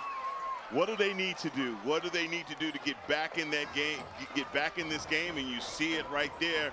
They are pressuring as they look like, no, they're going for the field goal. Looked like they were going for 2 as number 22 comes out and puts in the work on that score.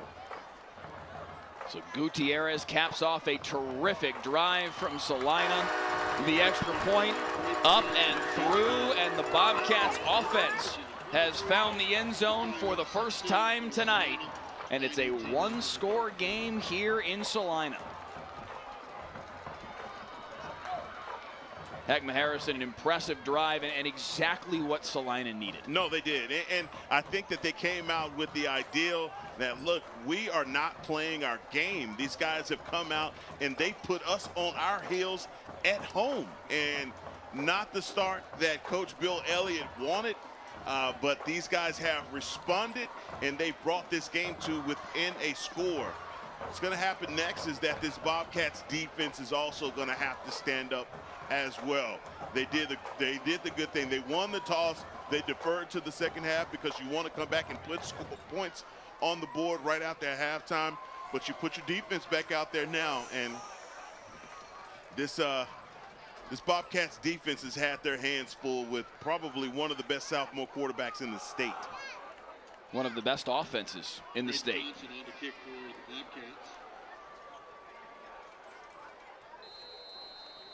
John Staines along with George Rogers both need to receive.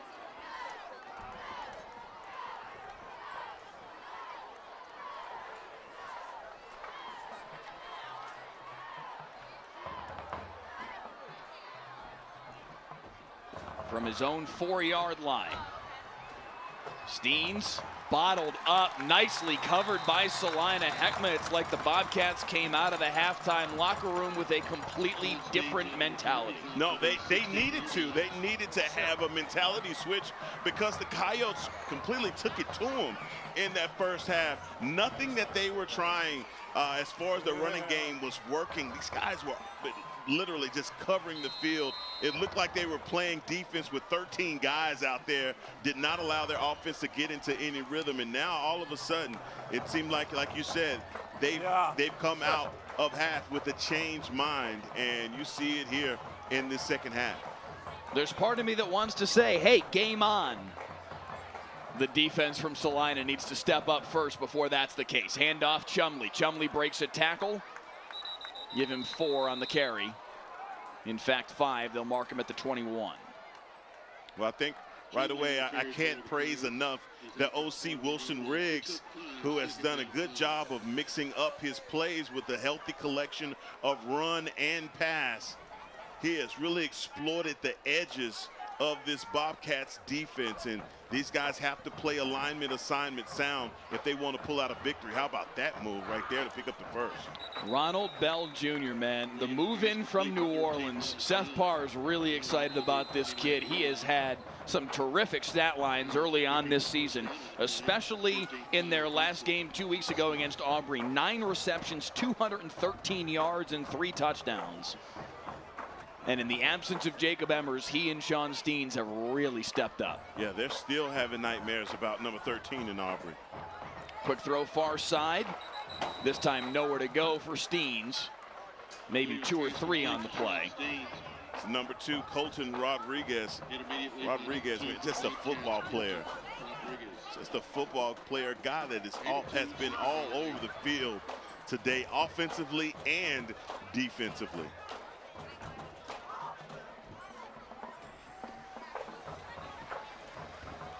3 wides to the top of the formation here for Williams. He looks that way, flush forward in the pocket, going to try and take off and run for it. Now pulls it down and throws. Finds an open man at Steens. Steens lowers his shoulder to the 48-yard line. Freelancing in the backfield by Ziondre Williams, and they move the chains. And that is exactly what that is freelancing. He's, for a defense, man, nothing more frustrating than having a quarterback bottled up. You think you're about to get a snap, a sack, and he releases that ball at the last minute. Just drives you nuts. He looked like he was in a lot of trouble. Now flips it over the top here for Chumley. That was like a shot put. Have you ever seen the jump pass from Tim Tebow? That's the opposite of the jump pass, but effective nonetheless, bringing up a 2nd and 6.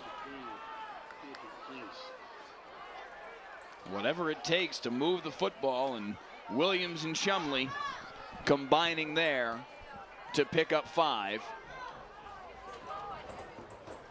2nd and a long 5, handoff Chumley. Chumley with a hole off right guard, lowers his shoulder right into the chest of Luke Biagini and moves the chains. Ooh, he came downhill quick on Biagini. I don't think he was ready. Well, that contact, this RPO offense, because this defense is just holding their breath, waiting on Williams to try and pull that ball out, they're allowing for Chumley to get on top of him too quickly. And how about that for a quick strike pass on the side? And he just flicks it. Yeah.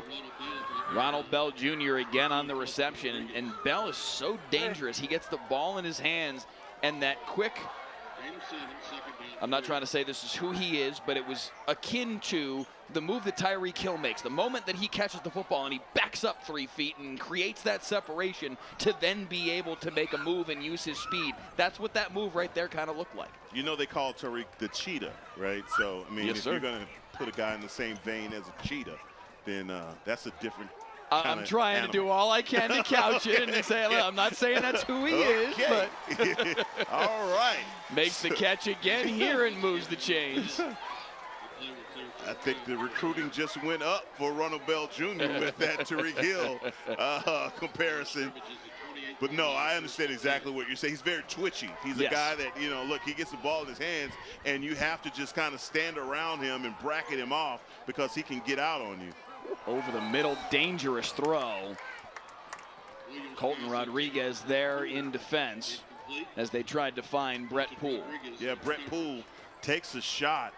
You want to check him out, man. That was a bang-bang play for number 88.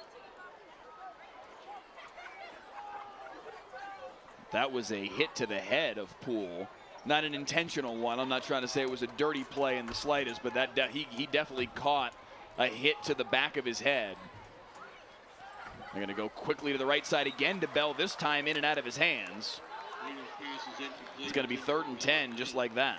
Yeah, bringing up a big 3rd down. How many times have we seen this Bobcats defense put the Coyotes in a 3rd and long situation and they still are able to pick up the 1st down? I will say this is 4 down territory for the Coyotes. They're not going to punt it, and they're definitely not going to try and kick a field goal. Yeah, from here it'd be a 45-yard field goal. Williams flushed forward, quick throw right side. Nice move up the sideline and a 1st down. Good work from Edward Chumley, the junior running back. Oh, this missed tackle over here on the sideline is what allows Chumley to get out. Oh, I believe that's number 2. I can't, and I'm sorry if I have the number wrong, but Colton Rodriguez has had a solid game. And that missed tackle allows for Chumley to pick up the first down. You got in those one-on-one tackles in a team like this with all the speed that they have, you got to get these guys on the ground. 1st and 10 for Williams. Play action, fake rolling near side, firing end zone behind the defense. Good recovery to make the play and knock it free. Look at this pass over the top from Williams. And like you said, great recovery. And there's our guy right there, number 2. Where is he not? He's everywhere. He is everywhere. Just talk about him missing the tackle. He makes up for it on the touchdown saving block at the last minute. Johnny on the spot. When you're around the football as much as this kid evidently is, there's going to be a missed tackle or two along the way, but he has made play after play after play tonight, offensively and defensively. Nice catch on the sideline by Sean Steens. Will pick up a chunk of it, but it's going to be 3rd down here for Anna. Call it 3rd and 4. And what's so deadly about that play, Mike, is just that DeAndre Williams is just so comfortable right now throwing that out route. Him and Steens, that's something that they obviously have their timing down on, and man, that's just a great throw from your sophomore. They have to get to the 7-yard line for a first down. Ball sits right on the 11 on the right hash. DeAndre Williams, the sophomore, a back to either side, 2 wide receivers to his left. Play action fake, flipping it over the top, incomplete. Wide of his intended target, George Rogers, and it's 4th down. Oh, they tried to catch Rogers out in the flat. Looked more like a screen. Didn't have blocks set up, and even if Rogers were to come down with it, I do believe that the Bobcats would have gotten a tackle for a loss, and just like that, we're back at 4th down. No field goal unit on the field. DeAndre Williams still in there. 3 wides to the bottom of the frame. Again, they've got to get to the 7 for a first down. Williams, pressure in his face immediately. Williams trying to get out the back door. Fires back of the end zone, incomplete. Salina with the stop. That's a huge stop for the Bobcats on a play that DeAndre Williams looked like he had an opportunity to pick up the first down with his feet. But he decides at the last minute to throw the ball. He's off balance, running to his left, trying to throw back across his body to his right, and the ball just floats on him. That's a tough throw to make. Not a lot of quarterbacks can make that throw. Now I will say it. Game on. Game on. Absolutely. Salina football down a score. 4:27 on the clock, 3rd quarter. Knox Porter in shotgun. Handoff Gutierrez. Shimmy shake his way through the line of scrimmage. Give him 4 on the carry out to the 16. Yeah, another great play from number 22, but they're going to have to go 89 yards for the score. And this Coyotes defense has been so stout and all over the Bobcats, man. They're able to pull this off to tie it up. And game is going to be especially on after that. 1,100 of you with us right now on the WFAA YouTube channel. Again, let us know where you're tuning in from tonight, who you're tuning in to see. As again, it's Gutierrez with the carry. He's going to have, it looks like, just enough for a first down. Flag again late in the play.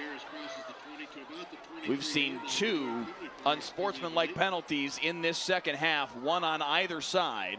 And again, Bill Theodore's 7-man team having to figure out what happened on this play. Yeah, late flags, typically always on the defense. Sure enough. Did you catch the number? I did not catch the number. I was trying to read his lips and I didn't get it. But either way, someone made a massive mistake on that play. These are the kind of things that were happening in the first half that didn't cost the Coyotes. The Coyotes, they can't do that here. They really can't. They can't allow themselves to give up these free yards. So 1st and 10 at the 38. Handoff up the middle again for Gutierrez, dragging the pile out to the 47, a gain of 9. Yeah, look at this. Just again, more power runs as they will pull a guard, bring the H back across the field. And right now, these defensive linemen are just allowing this offense to get across their face and drive them off the ball. It's something that wasn't happening in the first half. Porter to the air on 2nd and 1. Deep shot, one-on-one coverage, left sideline, overshot his man. Jacob Henry covered by Jabari Finney. And Jacob Henry's got to be asking himself, what do I have to do to just get a ball on the money to me? This kid has been hustling. He's done everything except for get the praise and credit that he's been due. Because, man, I thought he had a touchdown there, and that was a ball that I thought should have been thrown a little bit better.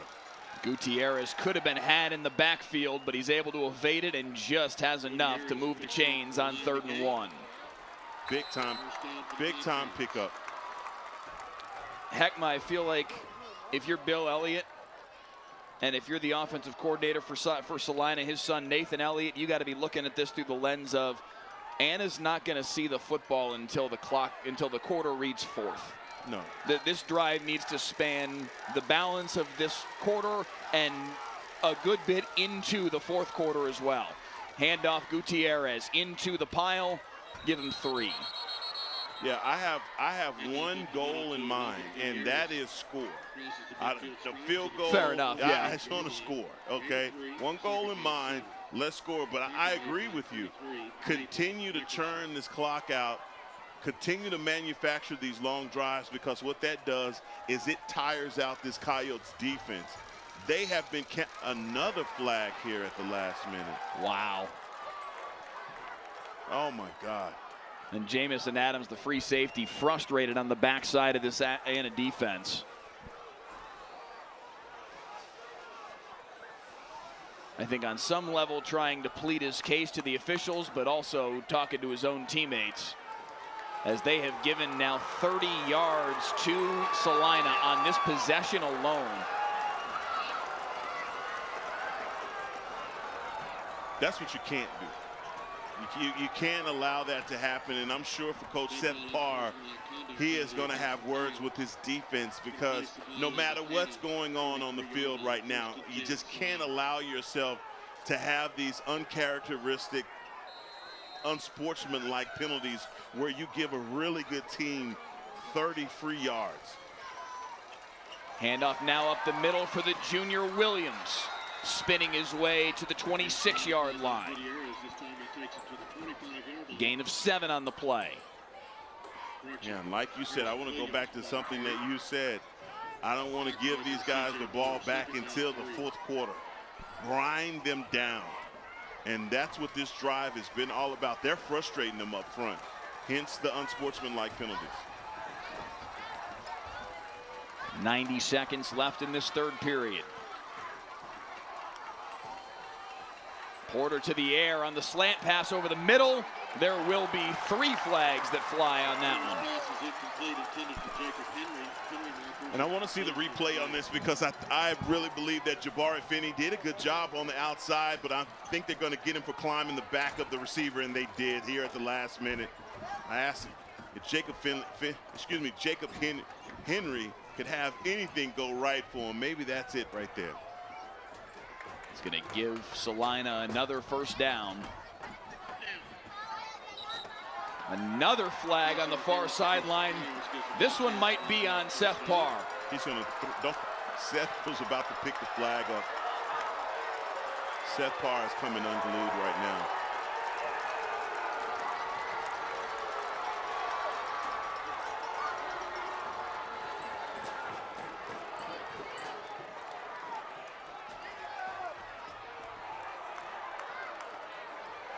Yeah, whatever coach that is that's responsible for keeping ball back, you just got to do a better job, because this is a frustrating drive right now for this whole Anna team. Parr asking for Bill Theodore, the crew chief tonight, to come over and have a conversation. The Salina side all too happy to serenade Seth Parr with some booze, and it has gotten loud all of a sudden here in Salina. Parr trying to plead his case. As this conversation happens, they are moving the football closer and closer to the Anna end zone. The new line of scrimmage will now be the 12-yard line, and it's going to be 1st and 10 for Salina. Yeah, that's a heated conversation happening over there on the sideline, and it's just not going to go well for this Coyotes team. They've got to settle down and not allow this game to get away from them. Buck 22 to play, 3rd quarter, 1st and 10, Salina at the 12.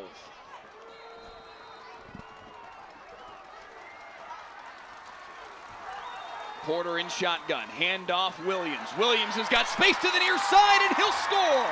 The 12-yard touchdown run from the junior Harrison Williams, and Salina's an extra point away from tying it. Talk about straw that may have broke the camel's back, and that's the run right there where you have this team on their heels, frustrated, all the penalties right there. You saw the coaches on the other side for the Coyotes. They're coming unglued, and hence the defense is as well. And the Bobcats can sense it, and they take advantage of it with that run right there from Harrison Williams. Extra point is up and through. Tie game, 23 all. Who amongst you saw this coming when it was 20-3 Anna? No, not a lot. Not a lot of people, but we knew that adjustments had to be made. I think the one thing that you could not have predicted is that the Coyotes would have come unglued with those unsportsmanlike penalties. They helped that drive, okay? They were much to blame for their drive with those 30-yard, no, more than that. I think, 45 just in non-course of the play penalties. Yes. Just in unsportsmanlike penalties. Half of the field. Yes. Almost half the field in penalties on what you said at the beginning needed to be, what was it, 91 yards? 89 yards? And so, look, you just can't do that. And when you do, it's going to cost you. And it only made sense that the Bobcats were going to clock in and get a touchdown right there. And look, I will say this, though. The Coyotes have right now one of the best offenses. And so these guys have just got to settle down. We still have a full quarter to play. And so if these guys can settle down, that defense can get back to work and being as physical as they played in this first half, they can get this victory. But right now, man, it just looks like the Bobcats are all over them. And what a difference that a halftime has made. I'm not sure what is happening here. Is there perhaps an injury on the far side? They're bringing this gentleman all the way across the field. The officials are with him, but exactly for what reason, I'm not sure. I don't know if he's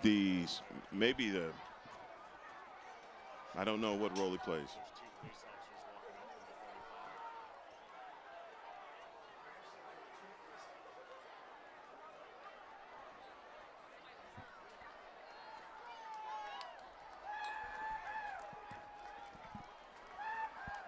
Still not clear what is happening here. We're hearing from one of our photographers that there were police officers down there on the sideline.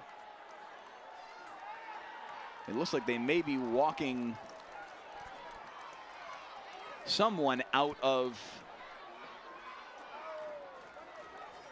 the area, but whether that has anything to do with anything at all is not clear at this point. We don't want to speculate without knowing exactly what's happening there, but it was bizarre, if nothing else. Things have gotten interesting here in Salina. On the field and off. 23 all with a buck 16 in the third. It's going to be Steens from his own 4-yard line. And again, the Salina kick coverage team, Heckma Harrison, they have done some work in this second half. No, and this is a team that needed life to be breathed into it. This happens, and all of a sudden on special teams, these guys are getting down the field with some juice. And I think Sean Steen's just trying to make something happen and not calling for the fair catch down here to bring the ball out to the 25. Now they're right at the 16-yard line. Let's see what this Coyotes offense can manufacture. 1st and 10 at the 16 for Zyondre Williams and company. Williams looking near side, open, pull, 1st down and then some, out of bounds at the 29. Yeah, these guys have just got to calm down and deal. They've got to calm down and deal. Zyondre Williams has been doing a phenomenal job. A guy that we came in anticipating that he was going to run all over the park today. Really doing a sensational job, staying poised in the pocket and delivering strikes.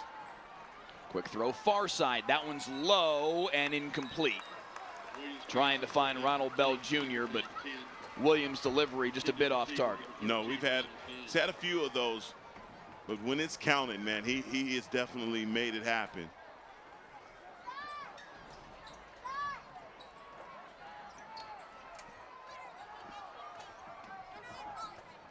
Second and 10. Williams over the middle, wide open, but overthrew him, nearly intercepted. In and out of the hands of Salina's Tyler Vincent. Tyler, you're going to see that one in your sleep tonight, young man. I tell you, that one hit you right in the hands, and as a defensive guy, you just hate that. We have a saying on defense: tips and overthrows, you got to get those, and that was a moment right there where you had to have it. Eric Bowen was the intended target. I don't know if he caught a piece of it or not. That would have made it a little harder. Flag on the play here as Williams evades the pocket, gets to the sideline. Not enough for a 1st down, but that flag is in the vicinity of holding. And it is.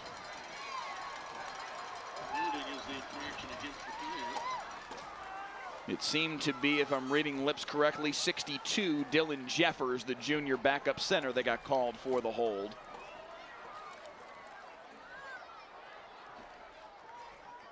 No doubt on the decision here to take 3rd and 20 over 4th and what would have been about 2, I think, after the scramble by Williams. I'm telling you, and Williams is so magic with the ball in his hands. He's just one of those guys that you, even on 3rd and 20, you know that he's a threat, and they haven't backed out. Look at him putting all this pressure up at the line of scrimmage as they back away at the last minute. They rush 4, pressure on him from behind, fires downfield, incomplete. No flag, 4th down. This Salina defense, much maligned in the days leading up to this game. Lots of questions. Can this Salina defense deal with the Anna offense? The first half, the answer was no. The second half, Heckma, very different answer. No, very different answer, and I think what they're doing is they are making number 8 move in the pocket. They're moving him around and kind of dictating where he goes with the ball. And I think as a defensive coordinator, that's what you have to do. And Aaron Ford doing a heck of a job here in the second half. 16, Luke Biagini. This is number 3, Jameson Driver. Punt is away, a fair catch called for, but they're going to let it bounce, and that's going to be a mistake. That's going to cost them maybe 30 yards, 25 anyway, in field position. Jameson Driver signaled for the fair catch at the 47-yard line. Certainly had time and space to get underneath that football, let it bounce, and it's down at the 24, a 23-yard change in field position. No, that was a mistake. Really good punt for the Coyotes. And the one thing that I see right now that has been the difference in this ball game has been those unsportsmanlike penalties that have carried over here to the second half, and they have cost the Coyotes, and that can't be a regular occurrence in this game. Handoff near side. Williams makes a man miss, gets to the sideline, out of bounds at the 31. Harrison Williams and Logan Gutierrez are running the football tonight. Yeah, starting to feel it in that two-headed monster that we've talked about. They're picking up big chunk yardage on 1st down, and for offense, when you get that second and short, third and short situations, that's when you know you're rolling. Something good is starting to happen. 2nd down and 2. Williams again ran right into the back of his own offensive lineman. Good work in the middle by Willie Boyd to push the line back. That's going to be the final play of quarter number 3. To the 4th we go. Tied at 23 apiece. Anna and Celina in a top 5 classic here on Friday Night Football.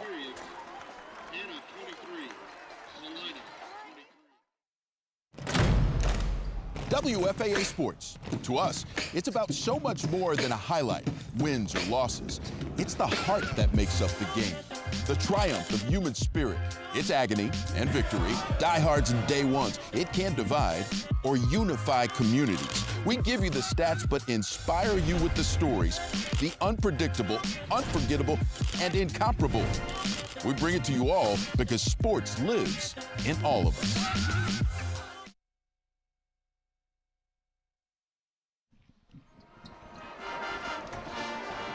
As we welcome you back to Salina, 23 apiece here on Friday Night Football. Let's take a look ahead to what's still to come this season on Friday Night Football. A week from now, that should read Euless Trinity in North Crowley, not Anna and Celina. That's an error on my part. But you'll have to trust me that a week from now, we will have Euless Trinity and North Crowley. I know that. In North Crowley. I know that logo. How about North Crowley jumping to 11 in the state rankings in 6A with a fantastic start to this season after they had a terrific 2022. Talk about program transformation. Yeah. Can't wait to see them. Off to a terrific start this season as well with a good win over Lovejoy last week. Handoff here for Williams again. 1st down on 3rd and 2. We have 2 players down.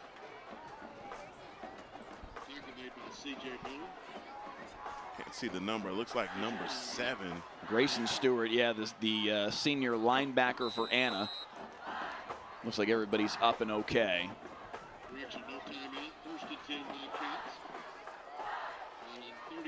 So what's your message right now if you're Seth Parr? All of a sudden, this is a tie football game in the 4th quarter on the road, which midway through the 2nd quarter, that's not where this game looked to be going. Over the middle, nearly intercepted, knocked away. I thought that might have gotten to its intended target, but good work by Grant Cervani to knock it away. Oh, Cervani, I can tell from up here in the box. Cervani read that the whole way. As soon as the ball came out of the hands of Knox Porter, he drove on it immediately. One of those kinds of reads that, boy, if I'm there a split circuit second early, I'm going to take that to the house. Good job by number 3. Nowhere to go on that one. The Anna defensive front has been challenged tonight. There have been moments where they've been very good. There have been moments where this Celina run game has been able to get rolling a little bit. On that one, just a gain of a yard. Stoppage on the field.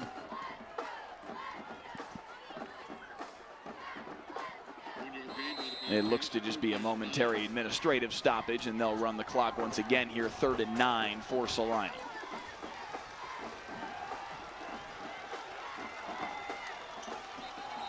Flag on the play, and it's going to be on Salina, and it just got a little bit harder to pick up this 3rd 15. I believe that's number 75, Zayton Demas. And that's a kid that Coach Elliott, when we talk to him, he knows this kid's whole family. Yeah. He ran down every Demas, okay? Knows them well. And 6'5", 330 pounds, Zayton is probably the bigger of all of them, I would imagine. Good Lord. 3rd and 14 officially now after the penalty. And timeout, Bill Elliott. God, that is one big kid. A junior. What'd you call him when we were talking with Coach Elliott earlier this week? A baby elephant. Yes, indeed. That's a big kid. Oh, my God. What do you feed this kid? I mean, it's not how many Costco trips do you got to make? Oh, man. And he's not you. alone up there on their offensive line. Russell Freeman, 275. Ty Hughes, 6'3", 270. Tyler Weeks, 6'3", 275. Weeks was first team All-District a year ago. They got some biggins, and they can move some bodies up front on this Salina offensive line. And that's what makes it all go for Logan Gutierrez and Harrison Williams. That's how they've gotten back in this football game. And it brings me back to what we said right at the beginning of the third quarter of this football game. Two key plays in the second quarter. The Bo Bentley kickoff return for a touchdown, and then the sequence where Celina was able to make the defensive stop inside the 10 and force Anna to kick a field goal, keeping this a two-score game and keeping the playbook open for Nathan Elliott to keep running it with these two kids, and that's what's allowed them to get back in this game. No, it really has, and it's made the difference in this game in a way that the whole narrative has changed tonight. And that first half, which was completely dominated on the side of the Coyotes, man, this is right. All the momentum right now feels as though like Celina has figured something out, not only about themselves, but figured something out about the Coyotes. That may be tilting right now in this moment, though, is on 3rd and 14. Colton Rodriguez gets taken down, and they try to set up the tunnel screen. Nothing doing. 4th and 11, and Salina's going to have to punt it away here early on in the fourth. That was big. That was really big for the Anna defense to be able to stand up and get them off of the field, get the ball back. Terrific punt unleashed by Salina's Bo Bentley. Fair catch called for and made by Jabari Finney. And out comes sophomore sensation Ziondre Williams. And this Anna Coyotes offense tied at 23 apiece. 10-10 on the clock in this final frame. 1,300 plus of you with us right now on the WFAA YouTube channel. Please let us know in the comments where you're tuning in from, who you're tuning in to see tonight, who you think's going to win this tie football game in the fourth. Back and forth as it's been all night long. Please click the like button, click the subscribe button, as we will bring you a high school football game every week here on the WFAA YouTube channel and on WFAA Plus here on Friday Night Football. 1st and 10 at the 27. And the handoff right up the middle for Chumley. Lost the football. Salina ball. The recovery by Carter Lorick.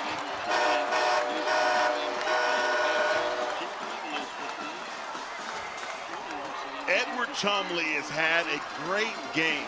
He has picked up first downs, big runs, made catches, and right there, just a helmet right on the ball, dislodges the ball.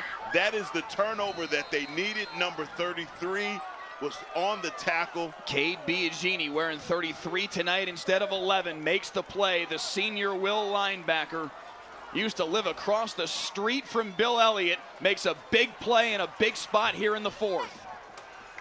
And Anna just trying to get the ball back. What they can't afford to do is give up a score here. 9:55 in the fourth. I tell you, that defense, they finally get off the field, get over to the sideline, and there's a fumble.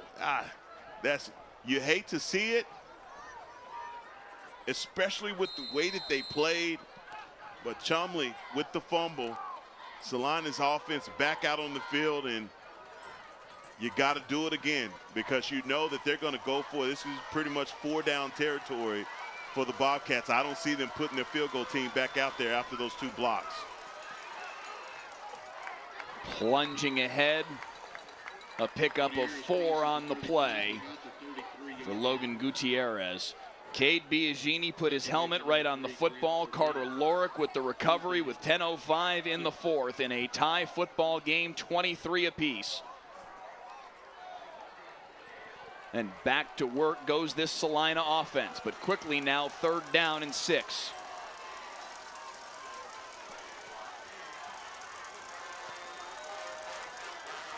Gutierrez to the left of Porter.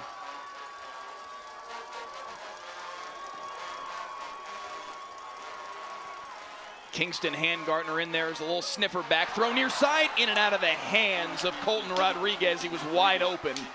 and it's 4th down. Oh, Colton Rodriguez, a guy that's having one heck of a game with an opportunity for a possession reception to move the chains.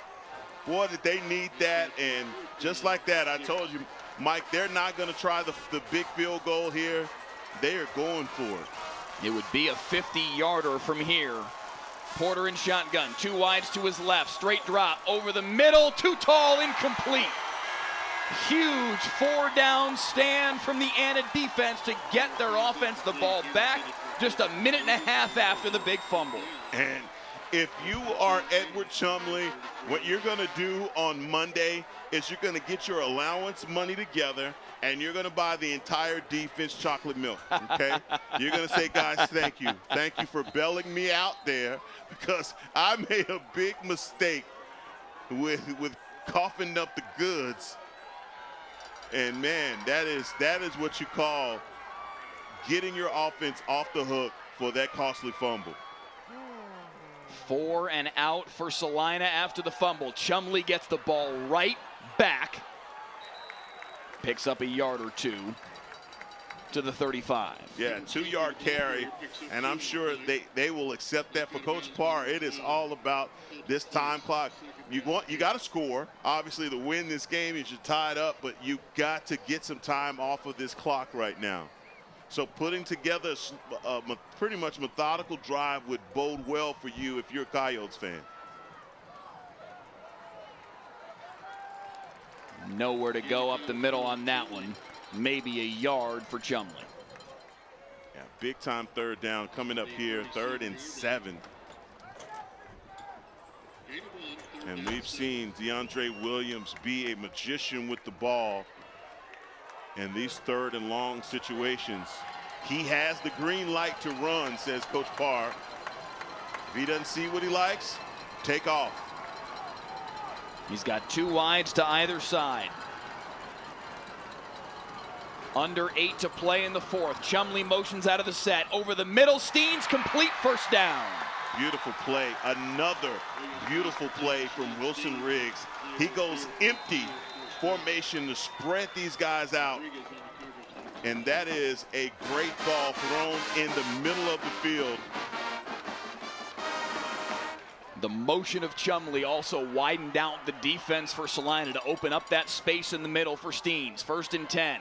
Quick throw near side. Complete. Ronald Bell Jr. into Celina territory at the 46. He's been really good with those out routes. He's pretty much completed every last one of those passes when he's thrown it out to the boundary. They try and throw it on the near hash so that he doesn't have to try and complete it so far across the field, but he's been automatic.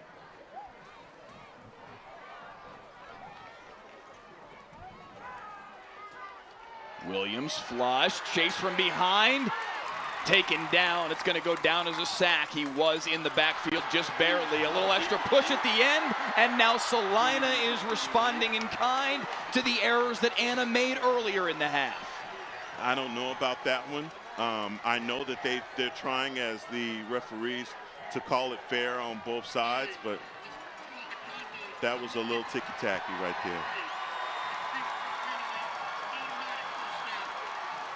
I feel like I can almost hear Seth Parr from the far side now going, finally. Yeah. Because he's been frustrated by the calls that have gone against his team. Now Salina gets flagged for a similar penalty and gives Anna 15 yards free. 1st and 10 at the 31. You got to credit the Coyotes with this drive, though. They have absolutely been making the plays when they need them.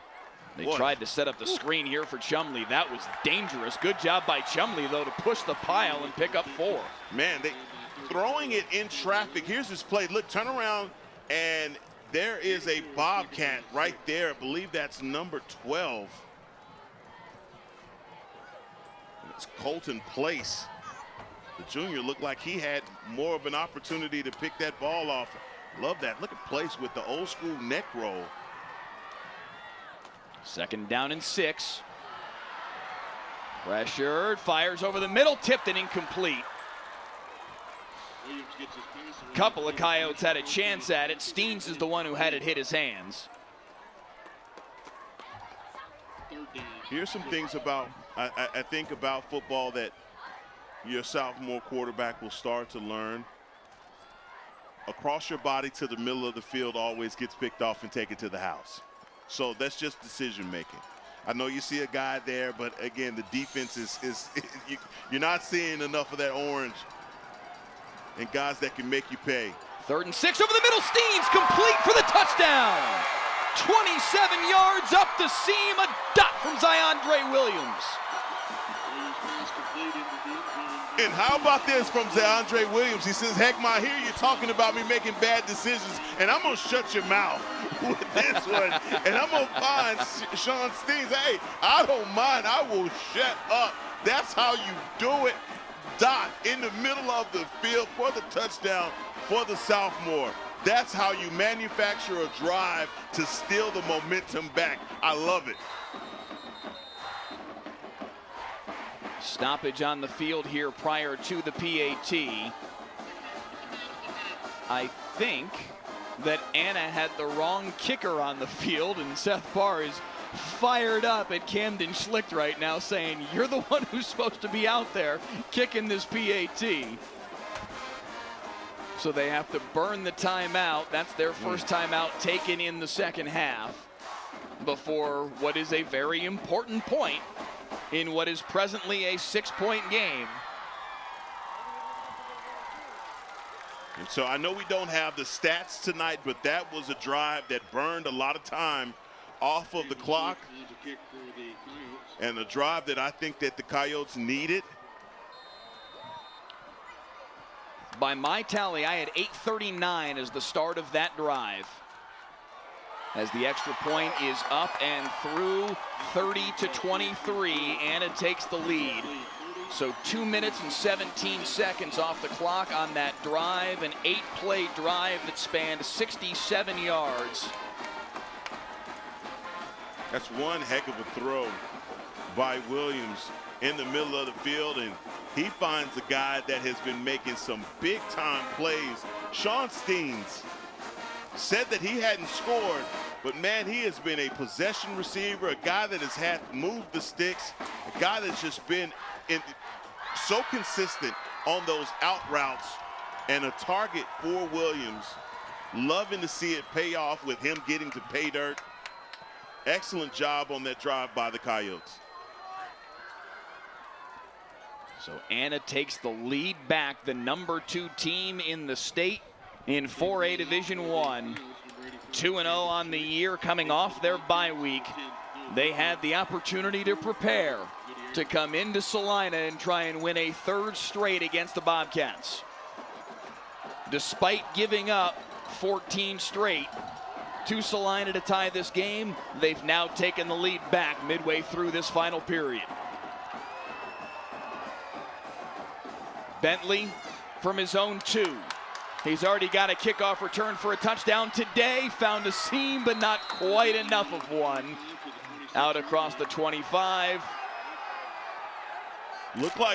Bentley looked like he had a window of opportunity about right here.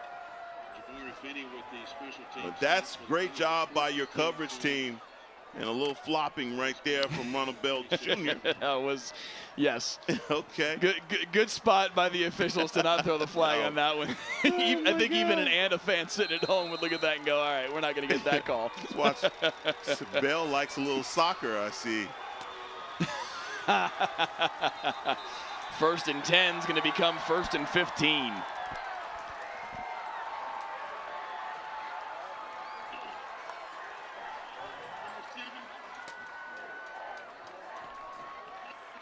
They got like they have my guy. Zayden Demas, number 75, jumps offside.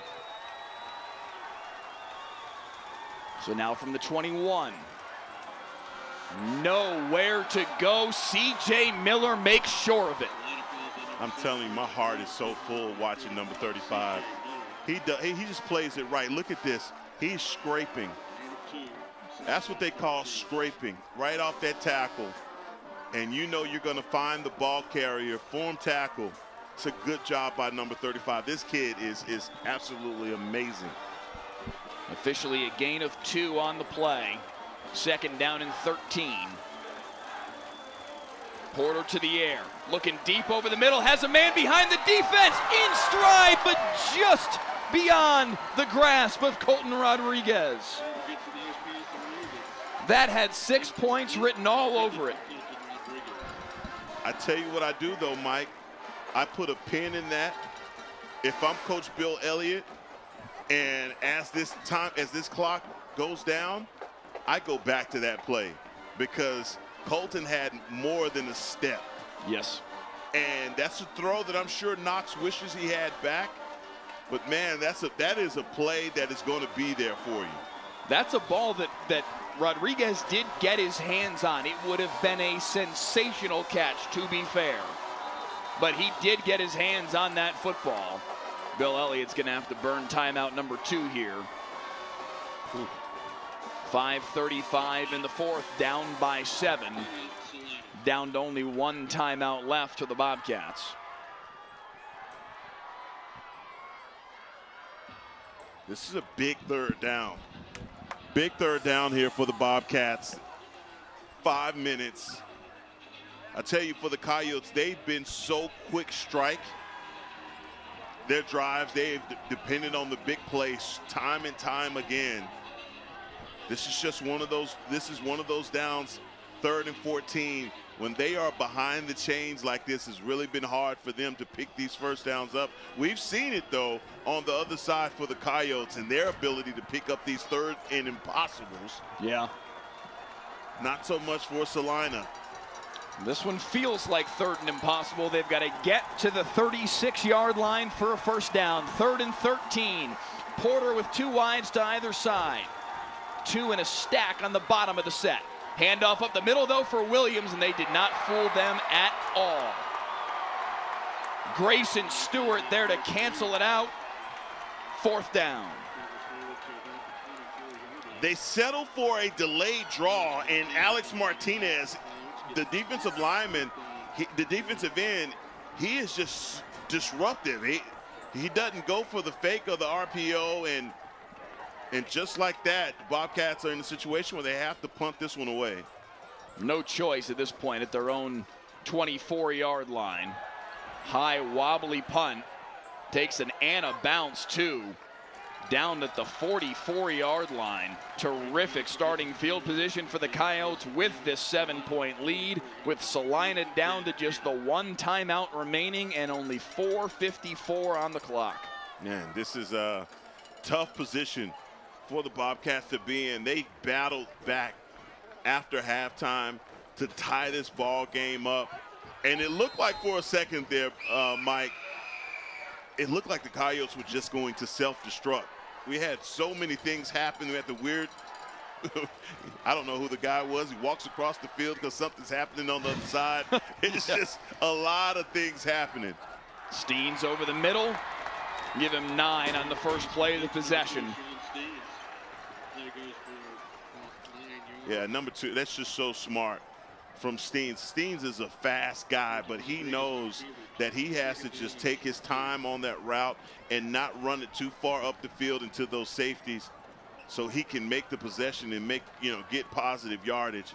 It's up to 2nd and 2 for the Coyotes, and manageable. We've seen Salina stand up and make some stops in this second half.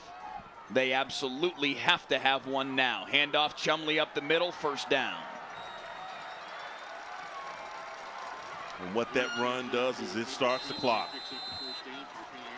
Starts the clock, and I'm sure if you're the Coyotes, you want to clock it in. You want to score a touchdown right now. The Bobcats really haven't had an answer for you on offense, other than the penalties.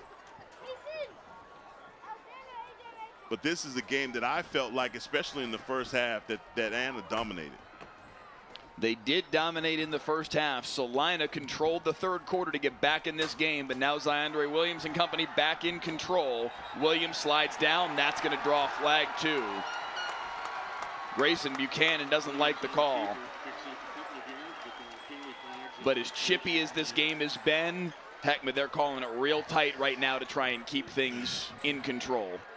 No, maybe tighter than you prefer. Yeah, I mean, I understand, and I think for both of these communities, you don't want for this game to get out of control in any way. Of course, you don't want to get you don't want it to get out of hand. But on that one, I'm inclined to the one earlier on Celina. Okay, this one here felt a little more ticky-tack.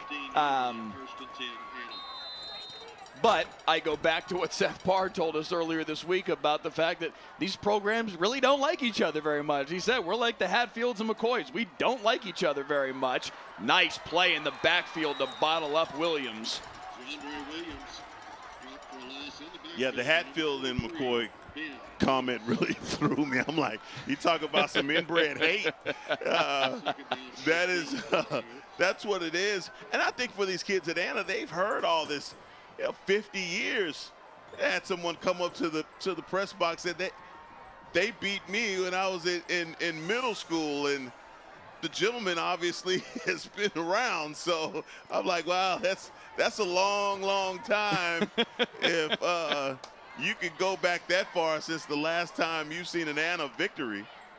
Second down and 14. Good move by Chumley to pick up a chunk of it.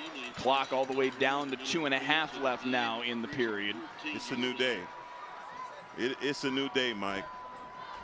It really is. It's a new day. And this Anna team, they've come out with a different kind of swagger about them. And maybe even last season, you thought that, look, because they graduated so many, that maybe this would be an opportunity for.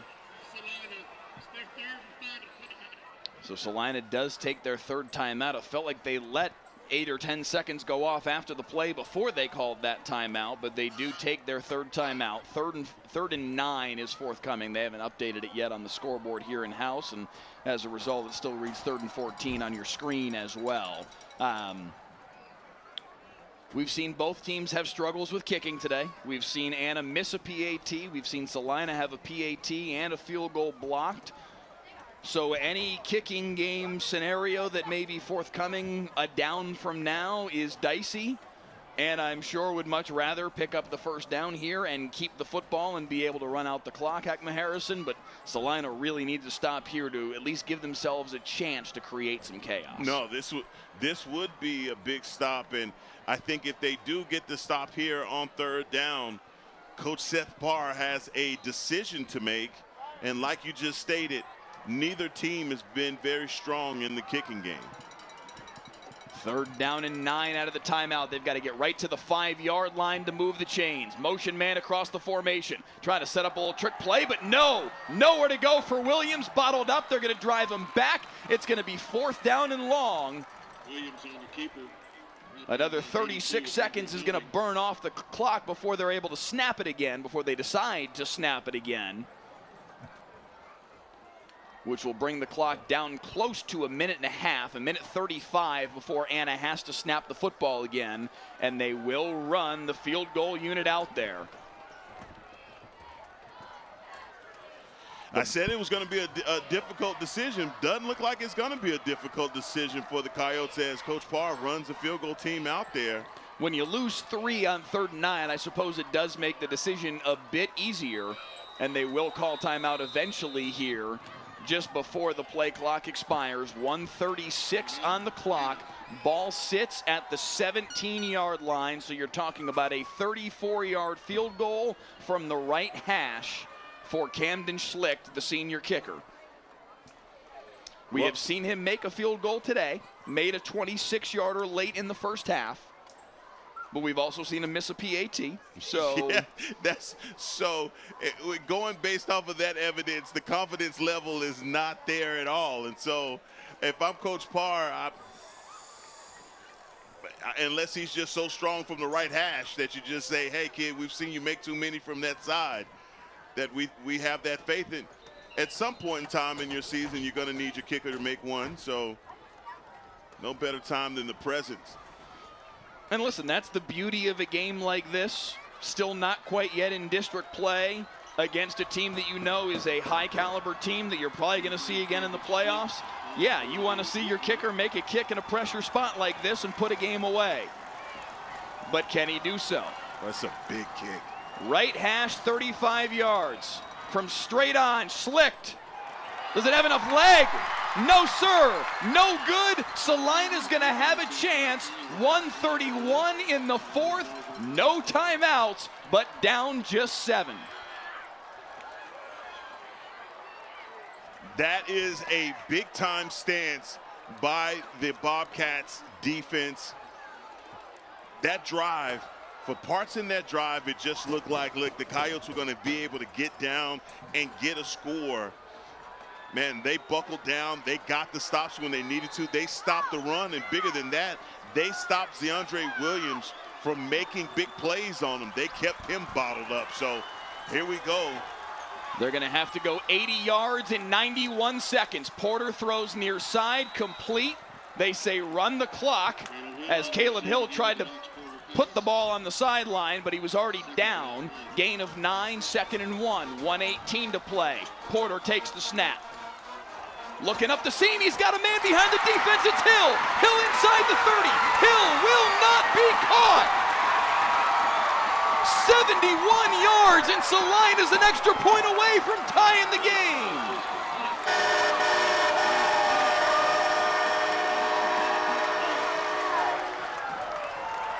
What a throw and what a catch. This possession by Knox Porter. He missed earlier on Colton Rodriguez, but he comes right back with the strike. How about that? Cool as the other side of the pillow is Mr. Porter. But can you make the PAT? Oh, man. We've seen a field goal blocked. We've seen a PAT blocked. Snap is good. Hold is down. Kick is good. Tie game. So you answered your own question. They answered it right there. Hey, take all the pressure out of it, Mike. 2 plays, 80 yards in 24 seconds, and we're tied again, 30 apiece. Hey, my guys. Hey, guys, on the stairs. I have to shoot down that way, if y'all don't mind. Man, what a game. What an absolute game this has been. Mike, we're doing this every week. Last week it was 56-55, Stephenville over Decatur. Every week. Tonight, 30 apiece with a $1.07 to play in the fourth. Wow. Oh my goodness, what a catch. What a catch. Look at this pass on the money. And man, just the wherewithal to keep his feet in bounds from Caleb Hill. That balance right, that's the difference, because you know, on that last possession you were talking about him falling out of bounds and stopping the clock.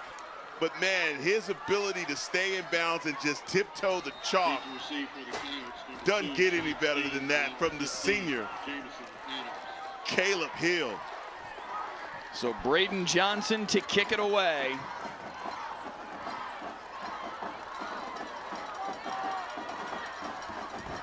Sean Steens deep for the Coyotes. Anna does have 1 timeout remaining.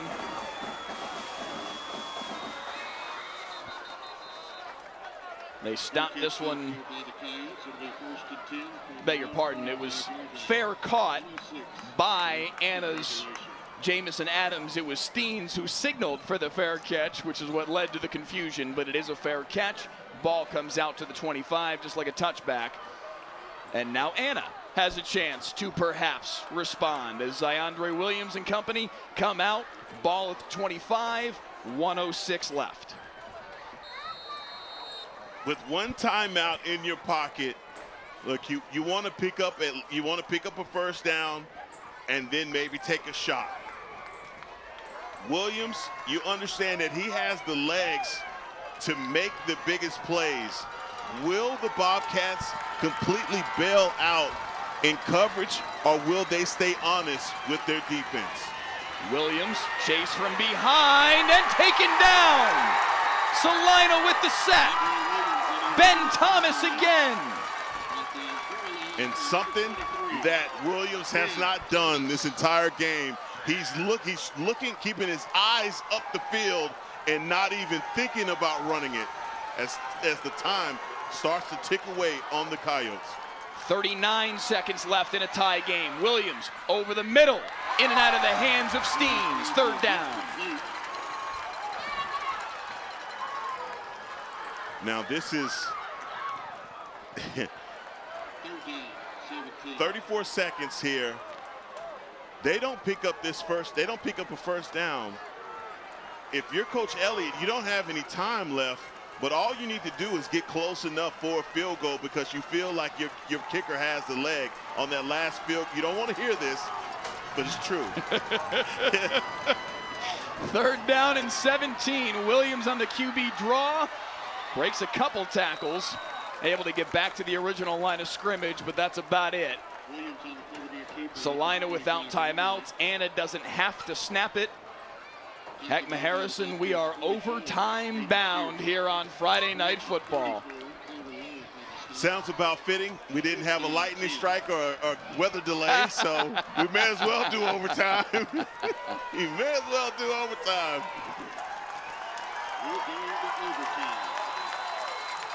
Wow. 48 minutes, not enough.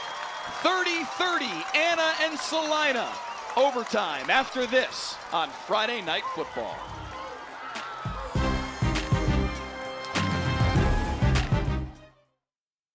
Touchdown! Catch a live broadcast of every play of the biggest high school football games. Next week, Euless Trinity versus North Crowley. Stream the broadcast free next Friday night at 7:30 on WFAA+. North Texas, it's a hot one today. If you're planning on taking the pups out, make sure to protect their paws. That asphalt is going to be hot. Thanks, Delkin.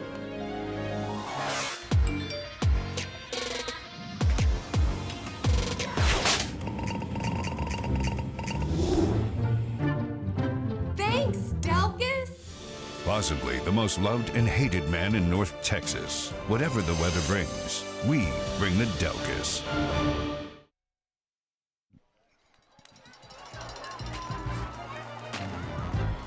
Back in Salina, 30-30 to overtime we go. We'll set the overtime rules for you in the first overtime period. If you score a touchdown, you are allowed to kick the extra point. You can go for 2, but you're allowed to kick for 1. Second overtime period, if you score a touchdown, you have to go for 2. Third overtime period, it becomes a 2-point conversion contest from that point forward. Bill Theodore and his 7-man officiating crew talking through all of that right now. And Heckma Harrison, that's particularly top of mind for officials across the state this week, because last week, Edna and Refugio went to overtime, and in the second overtime period, Refugio was allowed to kick the extra point. They should have been forced to go for 2. They were allowed to kick the extra point, took a 42-35 lead. Edna scored in the bottom half of the second overtime, elected to go for 2. The officials theoretically could have let them go for 1. They shouldn't have, but Edna could have in that circumstance. They failed in the 2-point conversion. Refugio wins 42-41 on a misapplication of the rules. Now, it was a non-district game.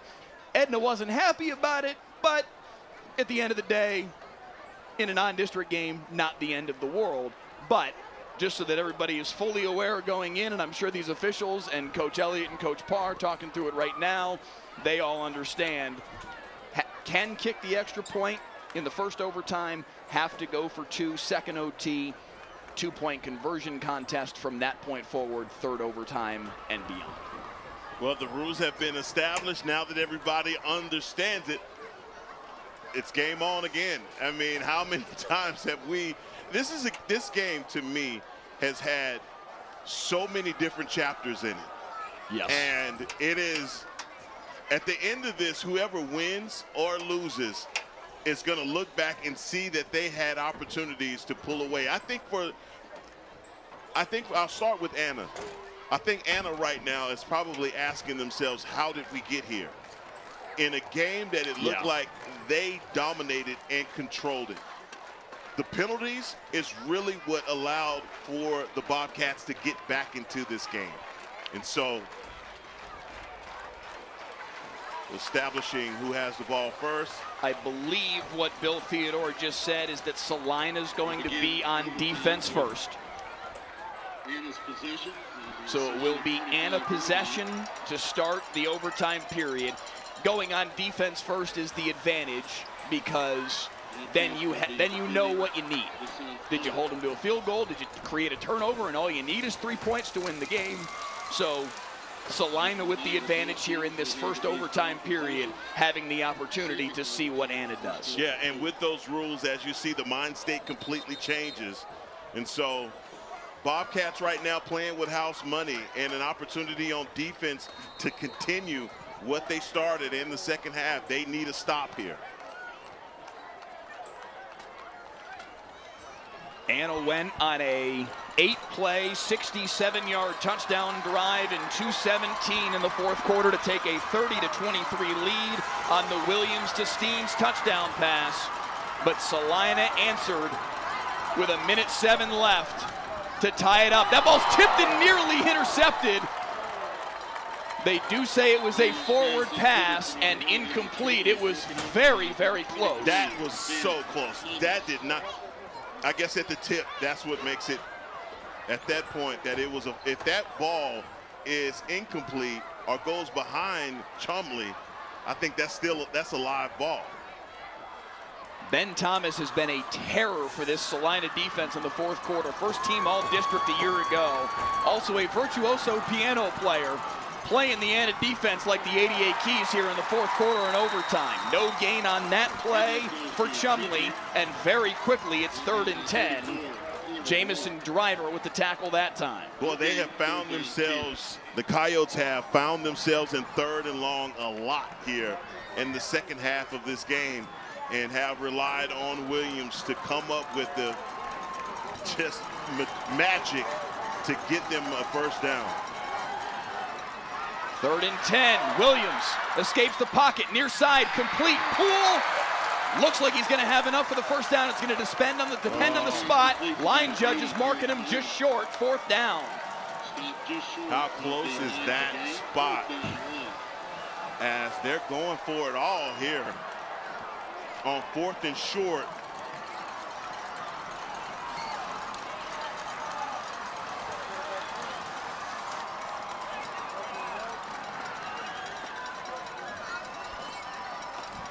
Seconds. We saw Anna miss the field goal late in the fourth quarter that gave Salina the opportunity. 4 seconds on the play clock. Timeout, Seth Parr. He saw it. I don't think Zyandre Williams did. As the time is, they got to keep this at 4th and short, and man, this is the ball game for the Coyotes. Loving the way, though, that this Salina defense has responded.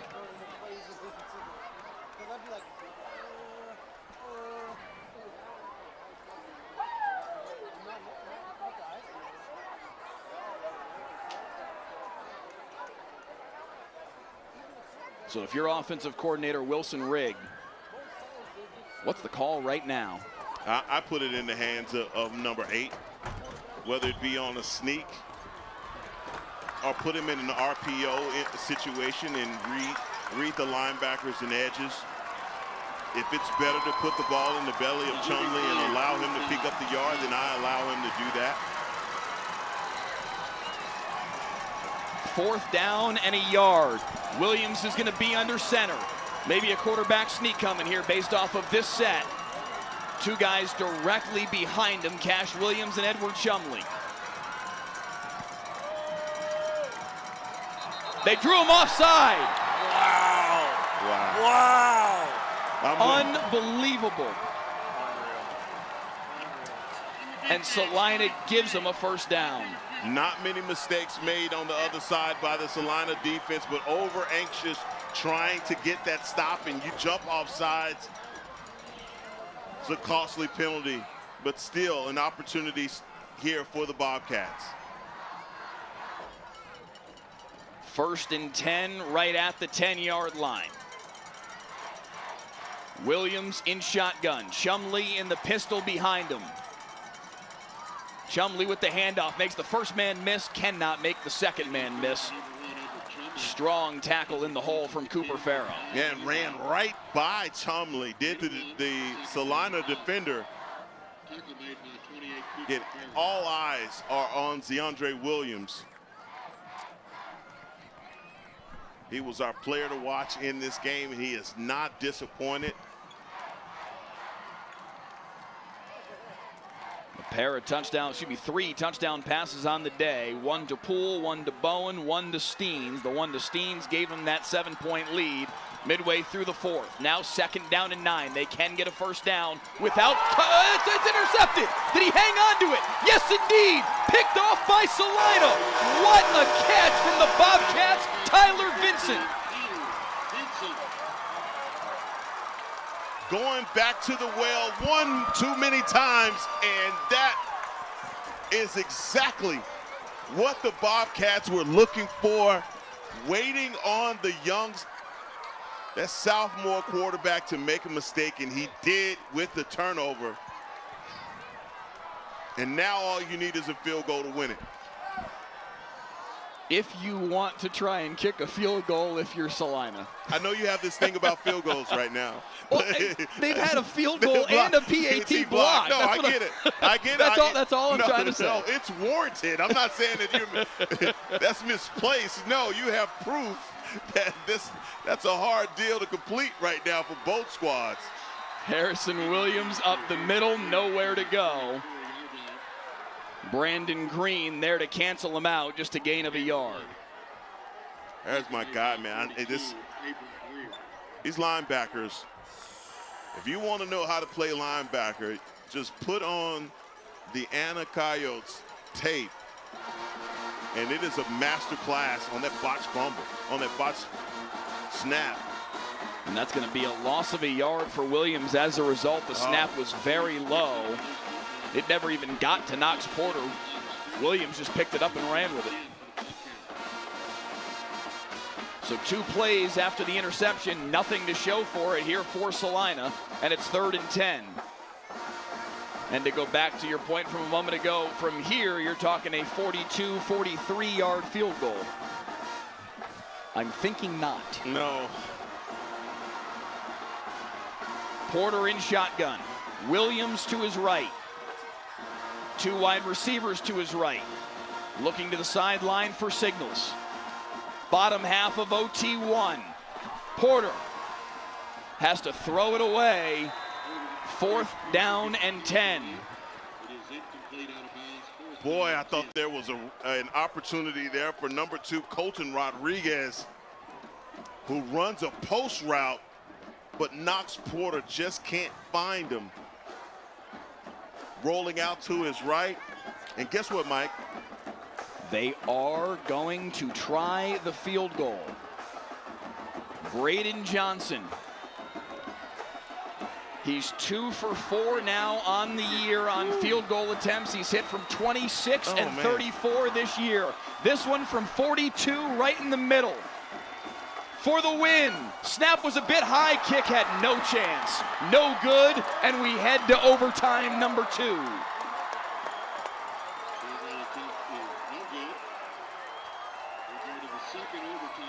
It has been a tough night for special teams. This is a game where we've had a block PAT, a block field goal.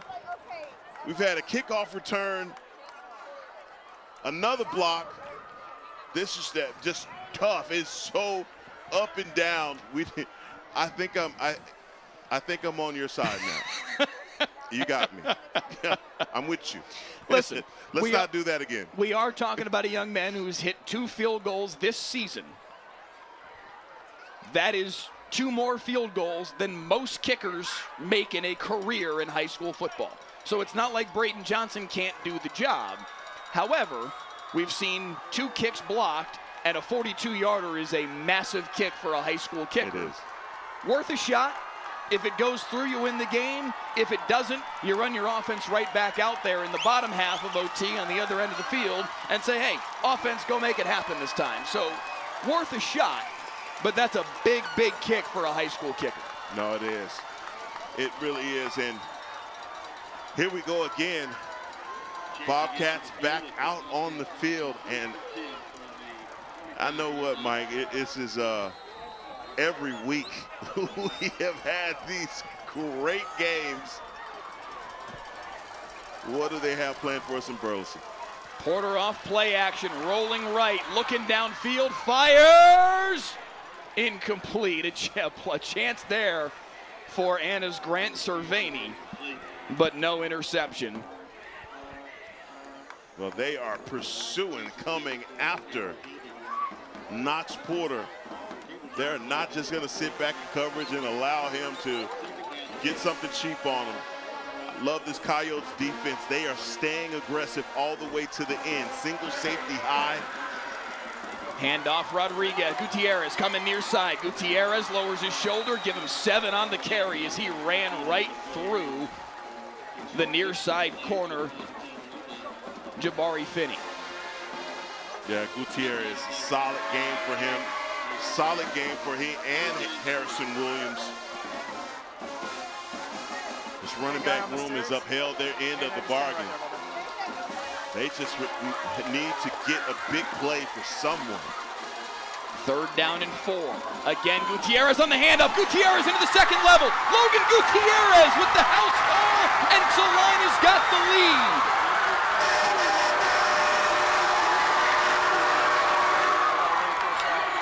For the first time today, the Bobcats lead it, and it's in OT number 2. Logan Gutierrez says somebody ordered a big call. I'm going to deliver it, and number 22 does just that. And like you said, Mike, for the first time, and it's taken extra periods to do it, but finally the Bobcats lead. A 19-yard touchdown run from Logan Gutierrez. The lead is 36-30, and now because we are in overtime number 2, Salina has to go for 2. Yeah, you're good there. Thank you. Going back to our conversation about Edna and Refugio and the misapplication of the rules last week, technically Salina could kick a PAT if they want to right now, but it would be for 0 points. That's the way the rule is officially written. You can do whatever you want here. You want to kick a PAT, go nuts. But it won't count for anything. It would still be 36-30 even if the kick went through the uprights. So you'll want to go for 2 here. And sure enough, Salina will. And in some form or fashion, Anna's going to have to match him, either with 6 or with 8 in the bottom half of overtime number 2. Knox Porter in shotgun. Logan Gutierrez, the sophomore, to his right. Motion man across the formation, rolling that way, fires end zone. Too easy for Jacob Henry. 38-30 Salina. And that's the completion that we were looking for there in the first quarter to Jacob Henry, as Salina has the crowd reaction in this community. That scream was probably heard all the way to the toll road as Jacob Henry gets the 2-point conversion. What a game. And now the Coyotes have to respond. Anna led this game 20-3 with 5:45 left in the second quarter. Bo Bentley's 78-yard kickoff return for a touchdown turned this game at least a little bit for Salina. And then the way the Bobcats came out after halftime was what really did the job for the Bobcats. A 14-0 spurt to tie the game at 23. Ultimately, we end up here in OT, and now Anna has to match. Handoff up the middle for Chumley. Give him a deuce on the first play of overtime number 2 in the bottom half. You have to be smart with the ball if you're DeAndre Williams, because an interception right here would be the ball game. So very important right now for your sophomore quarterback to make all the right decisions. 2nd down and 8 for DeAndre Williams. over the middle behind his intended target. He was looking for Chumley on the wheel route. And here we are. It is third down again. So all these students are standing next to this gate over here. I think they're going to try to rush the field or something. They've got to get to the 15 for a first down. Very obviously 4-down territory here for Wilson Rigg, the offensive coordinator, and his sophomore quarterback, Williams. 3 wide receivers to the top of the formation. Chumley to the left of Williams. Plenty of time. Throws far side, complete right at the sticks. Bell spotted with enough for the first down. Those out routes from Williams to Steen or Bell, these are completions that are easy for him. His arm strength, everything about what he does as a quarterback, those out routes, man, just his ability to complete those tonight have been just outstanding. Ronald Bell creates himself some separation. 1st and 10 right at the 15. 2 wides to either side for Williams. Dancing, runs right, just has to step out of bounds for no gain.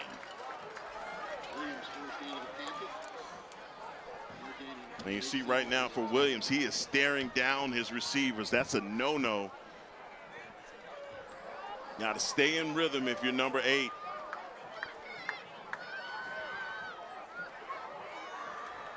This kid has made a ton of plays tonight.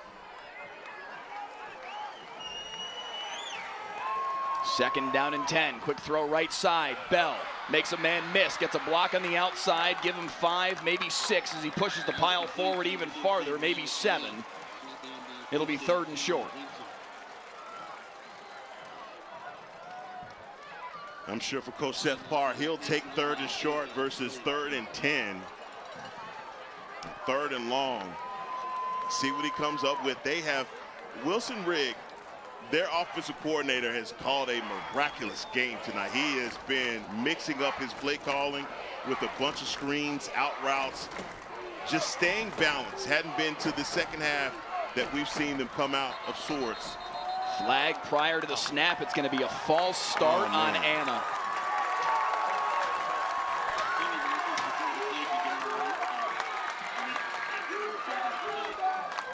75, Zachary Robertson, the center. And it's going to be 3rd down and 8. Anna has to match here in the bottom half of OT. They need a touchdown and a 2-point conversion to force a 3rd overtime. Salina had the interception in the top half of OT1. Anna bounced back with a 4 and out defensively to get Salina off the field and force OT2.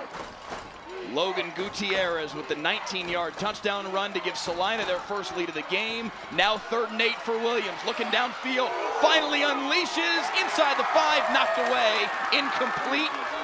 4th down and ball game forthcoming. You see him surveying the field. Nothing is coming open because the Bobcats are just back in coverage. They have bracketed everything off, and that is great coverage on Ronald Bell Jr.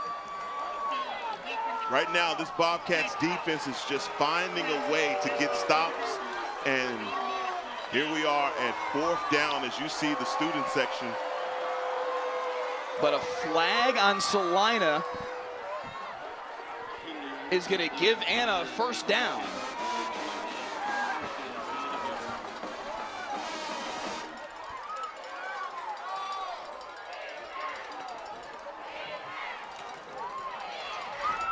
It's going to be 1st down and goal at the 7-yard line.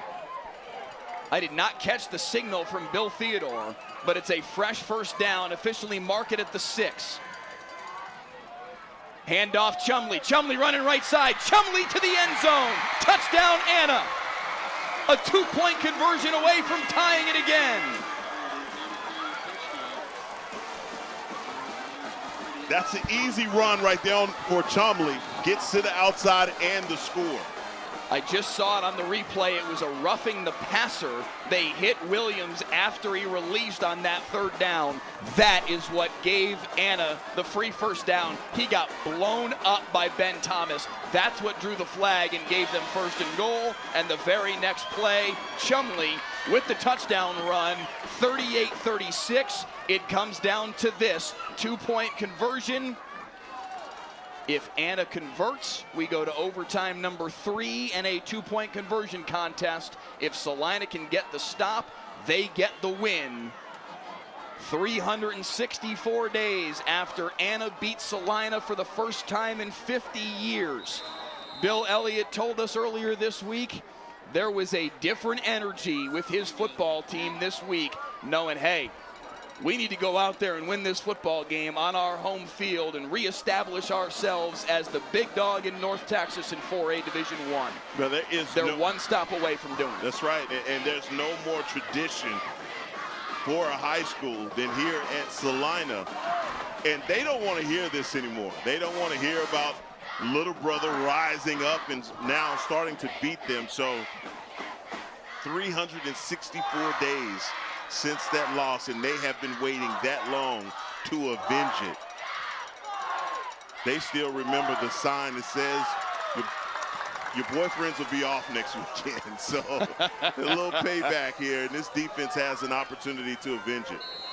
Hey, I saw a sign driving in this afternoon that said coyotes eat scat. So the signs are exchanged in full back and forth between these two programs.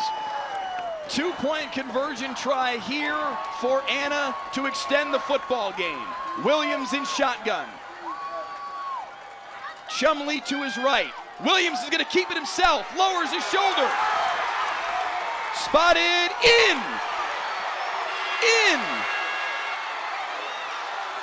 Williams scores just barely, and we go to a third OT.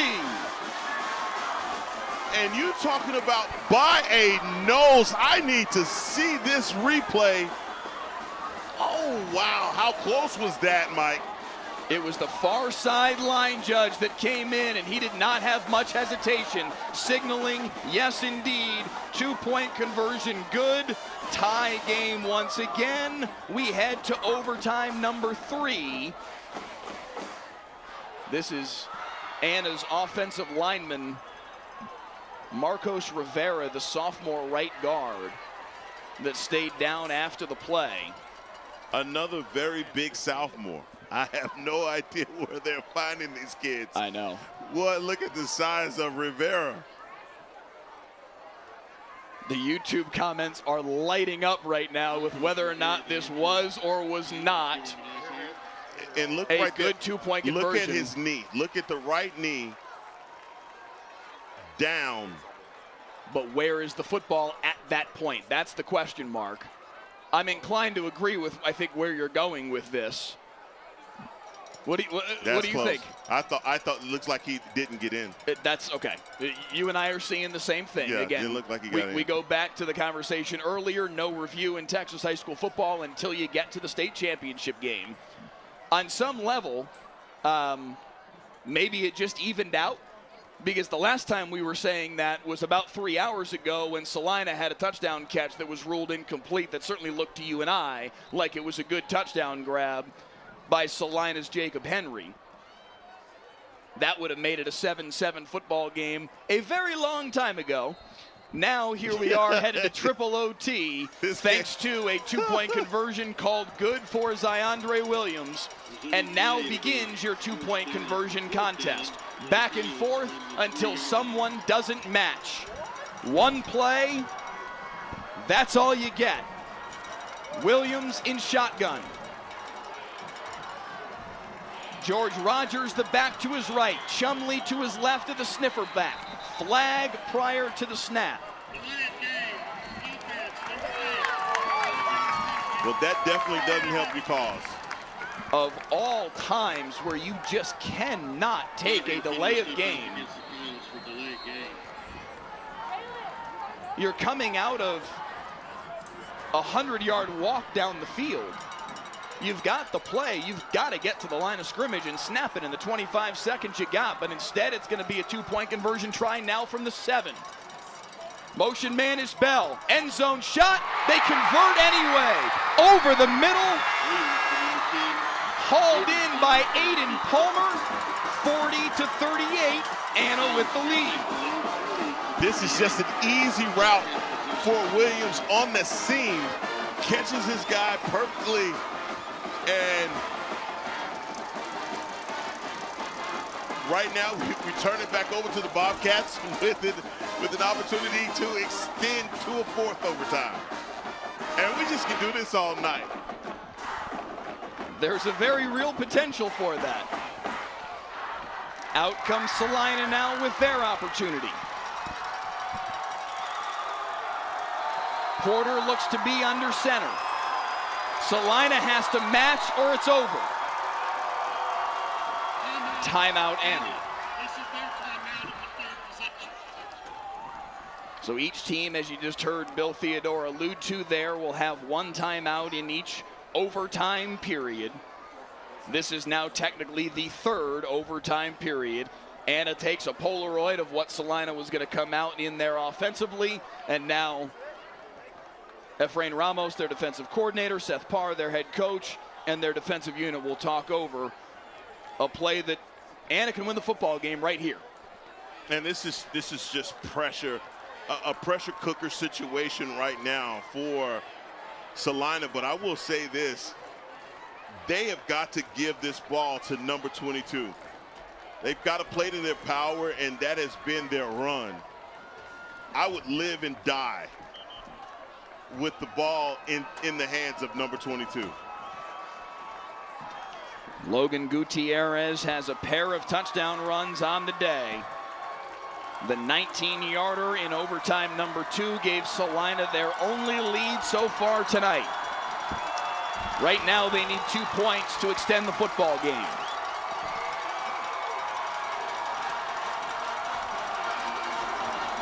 Porter under center. Porter's going to keep it himself, looking backside, wide open. To overtime number 4 we go. I said I would live and die with the ball in the hands of number 22.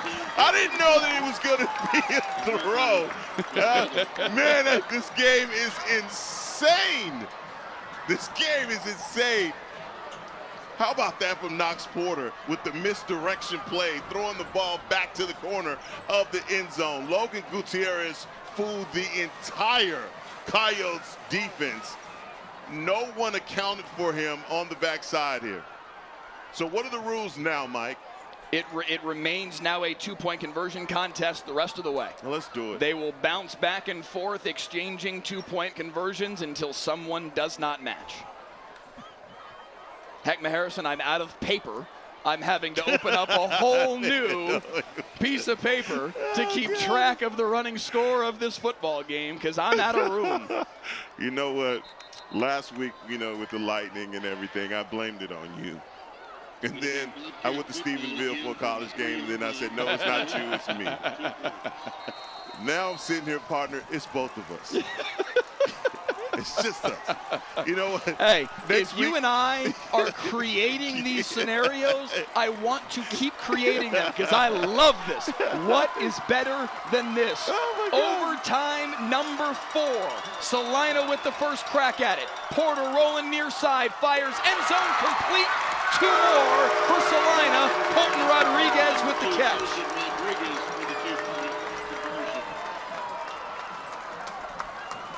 Just simple catch, and you go to Colton Rodriguez, someone that I've been saying this entire game, he has played his tail off on defense, has had an impact on this game offensively, and he goes in and he gets the score. These kids are going to be sore in the morning. 42-40. This game began nearly 4 hours ago. I beg your pardon, I thought it was a 7 o'clock kick, 7:30 kick. So 3 hours and 19 minutes ago. I'm jumping the gun, but still, it's been a night for these two teams. apparently also for my brain, as we get ready to play the bottom half of overtime number 4. Anna has to match to keep this game going. Williams in shotgun. He's going to try and run for it. Nowhere to go. Williams stood up. Celina with the stop, and the Bobcats win it.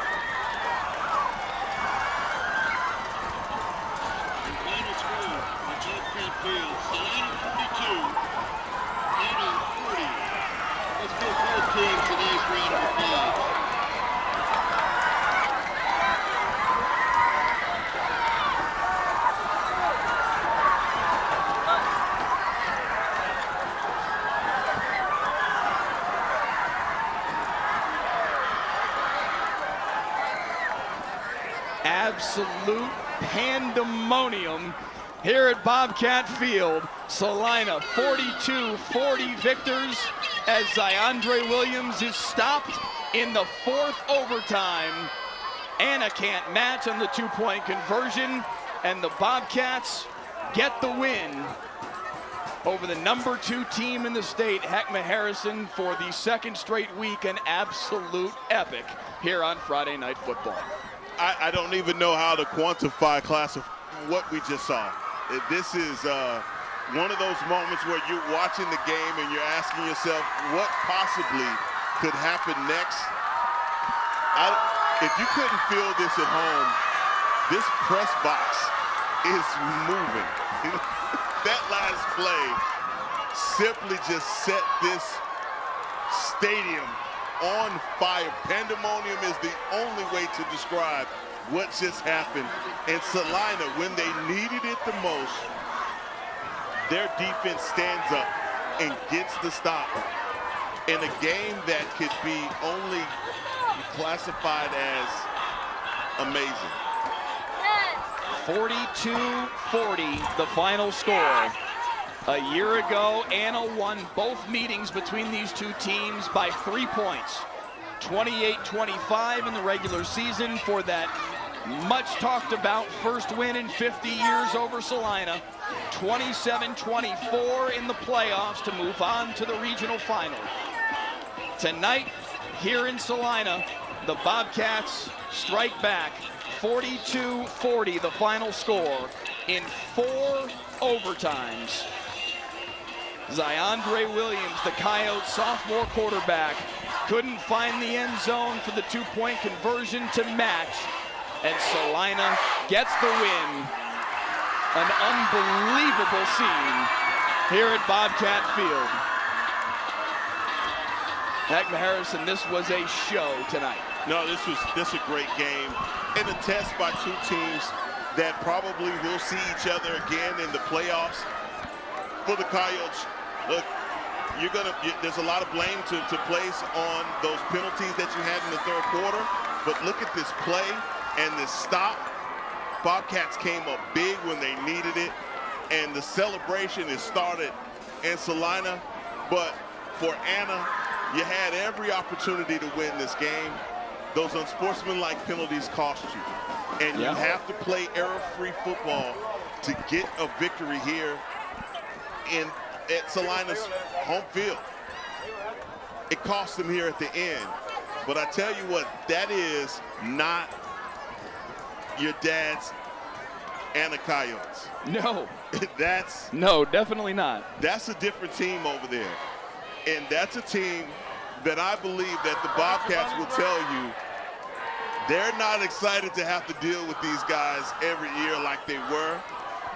But I tell you what, though, what a heart of a champion for the Salina Bobcats to pull off this victory. Man, just a great game. 4 overtimes to decide it. And, man, I don't know what we're going to do next week. I know we're going to be at Euless Trinity North Crowley. I wish both of those programs all the luck in the world, matching what we've seen the last 2 weeks, because we've been spoiled with some outstanding football. here on Friday Night Football. A week ago, 56-55, Stephenville over Decatur in a game that didn't end until 1:12 in the morning. Tonight, 42-40, Salina with the win over Anna in 4 overtimes. An unbelievable football game. Anna led this game 20-3. So many opportunities. That's the thing. There's so many opportunities in this game for Anna to just completely pull away. And you saw right there at the end of at halftime, when Salina came back and was only down by 2 scores, they came right back out in the 3rd quarter and cut it to a 7-point game. And they just continued to pour it on to finally tie it up and to finally take the lead in overtime. They never let up. They never let up. And I just want to give some credit right here to some guys that I really want to say, man, these guys played their heart out. Number 75, Zayden Demas, played his heart out. A guy that when we talked to Coach Bill Elliott about him, he talked about this kid, talked about his heart, talked about some of the losses that this kid has had in his life. His grandfather passing away, and him being a kid that, look, he's just so proud of him and the way that he has battled. This is one I'm sure that Zayden would definitely, give to his grandfather, because of he played with a lot of heart up front for that offensive line, opened up some big gaping holes. Other guys like Russell Freeman, offensive lineman, hardworking guy that Coach Elliott gave a lot of credit to, a guy that works a full-time job and also finds the time to come in and practice. We look at these games and we don't know some of the backstories to a lot of these kids that are out here, but they're playing with some heavy hearts, or they're playing with some things that are happening in their lives. Man, I tell you, I could not be prouder of the way that this Bobcat squad battled back and battled through the adversity.